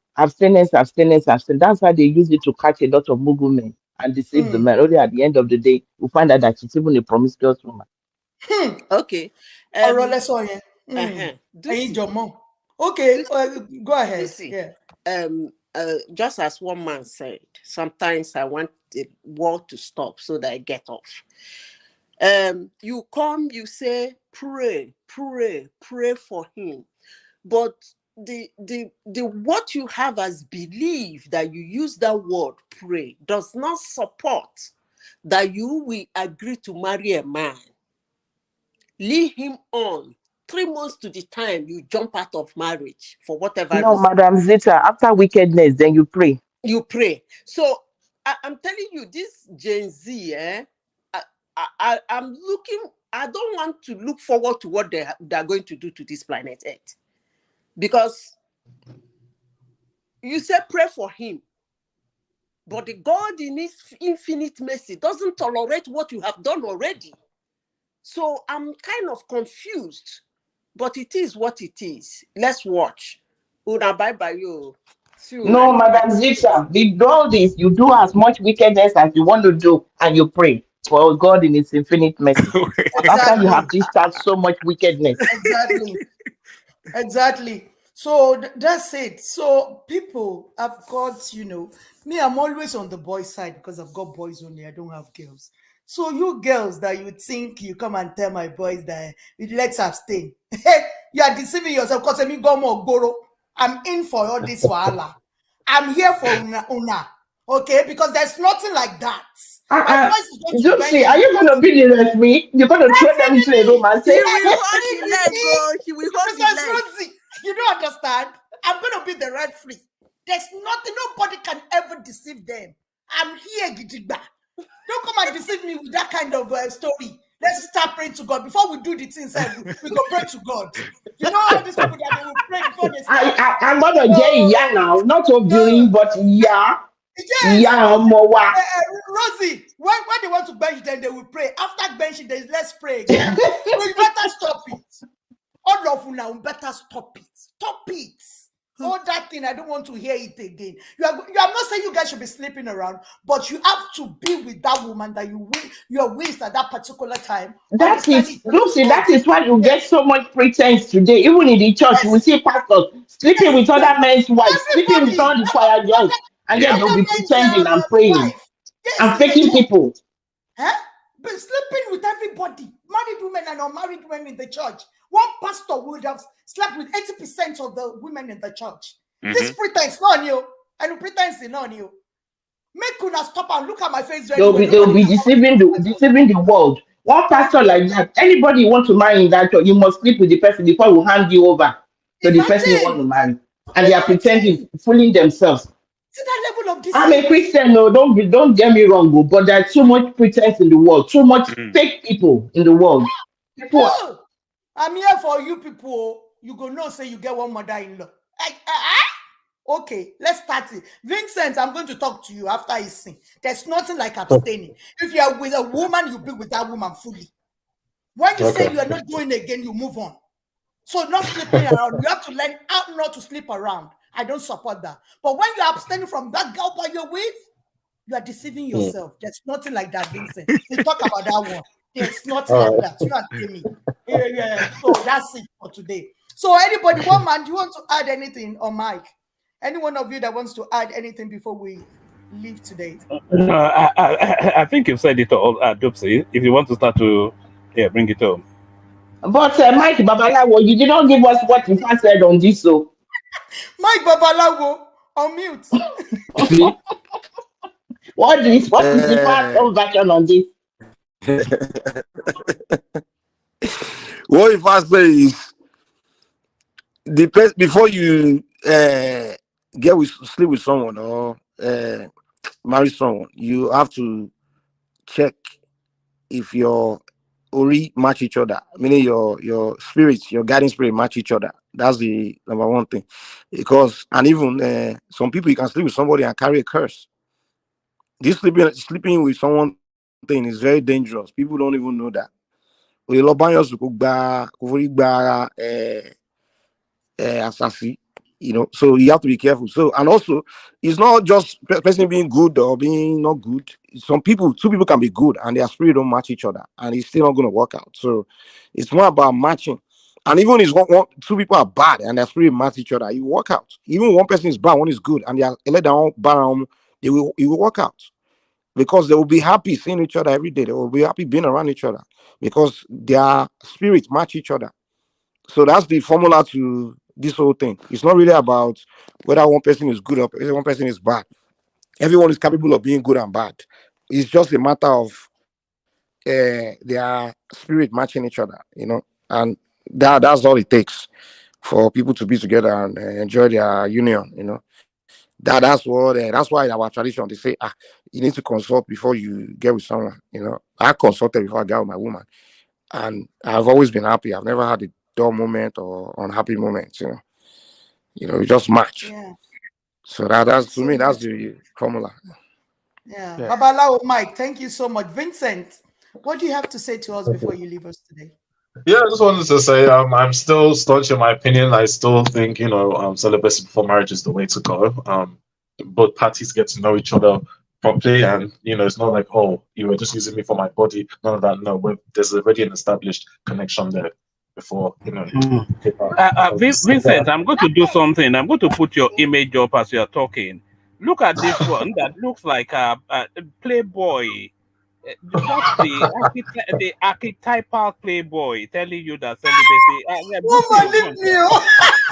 Look at professional playboy. After he has rocked all the girls, so he rock one. After rocking them to the ground, now you are staying. Maybe his pastor is watching the show. That's why he's talking like this. Woman, I will say, just look at my son, Temi. I will send this picture to you. You have to see him very handsome. I'm not even kidding here. How can a woman sit to me and say, we are not going to I'm telling you. You will see him, woman. I will say, I'm telling you, Rosie, I'm not even joking here. If you see Temi, Temi is a handsome dude, though. I don't understand this. Don't worry, woman. I will send this picture. Yeah, Temi, anything to say to us before we leave? Yeah. One last thing on this topic. I'll just say it's been just over a year since I've abstained, and I've just noticed that my standards have increased since then. The way I view who I should be with has increased because I'm not thinking about sex all the time. So I just think that's my personal journey. So we'll see how far, but I'm also staunch on the belief I should abstain. But I really understand. I needed this conversation because I'm not really having this out in the open like that. But it was good to hear people's input, and I can see why it's important to consider to be intimate before marriage. But it has changed how I think and how I viewed relationships since I decided to. So yeah, that's me. But please don't abstain too much and get used to masturbation so that when the real thing happens now, you are stuck on masturbation. Auntie, I also want to just because that's what some men do. They abstain. They get used to that, and that when the real thing comes, it's a problem. So please be careful. Journey too. Yeah, I understand. Okay. It's part of the journey not to touch myself as well. Oh, wonderful. Yeah. God will help you, and God will guide you. God will strengthen you. Amen. Yeah. I'll keep you in my prayers. Thank you. Yeah, thank you, Rosie. Yeah. I was going to say that my dad, I'm going to bring him on to the next panel. So he's that would be great. Yeah. He'll be the best qualified person because he's got more than 15, 16, 17, 18 years without, being abstinent, Are you serious? Like that. Are you serious? He's a master guru at this. So I'll make sure, he'll be on the panel next time. Is he a pastor? He's not a pastor, but he's very biblical, if I can say that. Yeah, very, very He's a very spiritual person then. He must be very spiritual then for him to do that. He is. He is, yes, very. So somebody told you when 18 years without doing this, and you believe that person? How about No, he prostate is. cancer? Prostate You cancer. know, Caution check. I have 4 aunties, if I can say, they've all tried to pair him up with ladies, in the West, in America, Canada, the UK, but he says absolutely not, So you'll see. Don't Please, I'm worry. sorry, I don't mean to be insultful, but I hope the engine is still intact. Because sometimes if the engine has faults, we might decide to abstain. No. I don't know about all of that, but I don't think. No, I'll ask him all these intimate questions when it comes. So please bring him next week. So when he wakes up in the morning, the engine doesn't talk to him like, what's up now? Vincent, you're such a funny guy. Please, I'm really looking forward to that session. No problem, Auntie. Thank you so much, Vincent, for coming today. I really appreciate your inputs. Who again? Tell me, okay, Mike and all of us have said something. Thank you, everyone. One man, can you bring up the super chat for me? Let me say thank you to the people that gave us super chat for today's sermon. Yeah, that's Ola. Okay, Ola, thank you so much for always supporting. Thank you so much, my brother from Ekiti. Thank you, Ola. God bless you. The next person is who? Ola again. Thank you, Ola. Thank you so much, Ola. I really appreciate that. Thank you, Ola, again. Thank you so much, Ola. Thanks so much. Kulata. Thank you, Kulata, for always coming to support Dupsy Baby on Sundays. Thank you so much. And that's Dupsy thanking everyone for attending our Sunday sermon. Thank you, everyone. We had a great session today. We meet each other again next Sunday. Thank you, woman. I love you so much, boss. God bless you.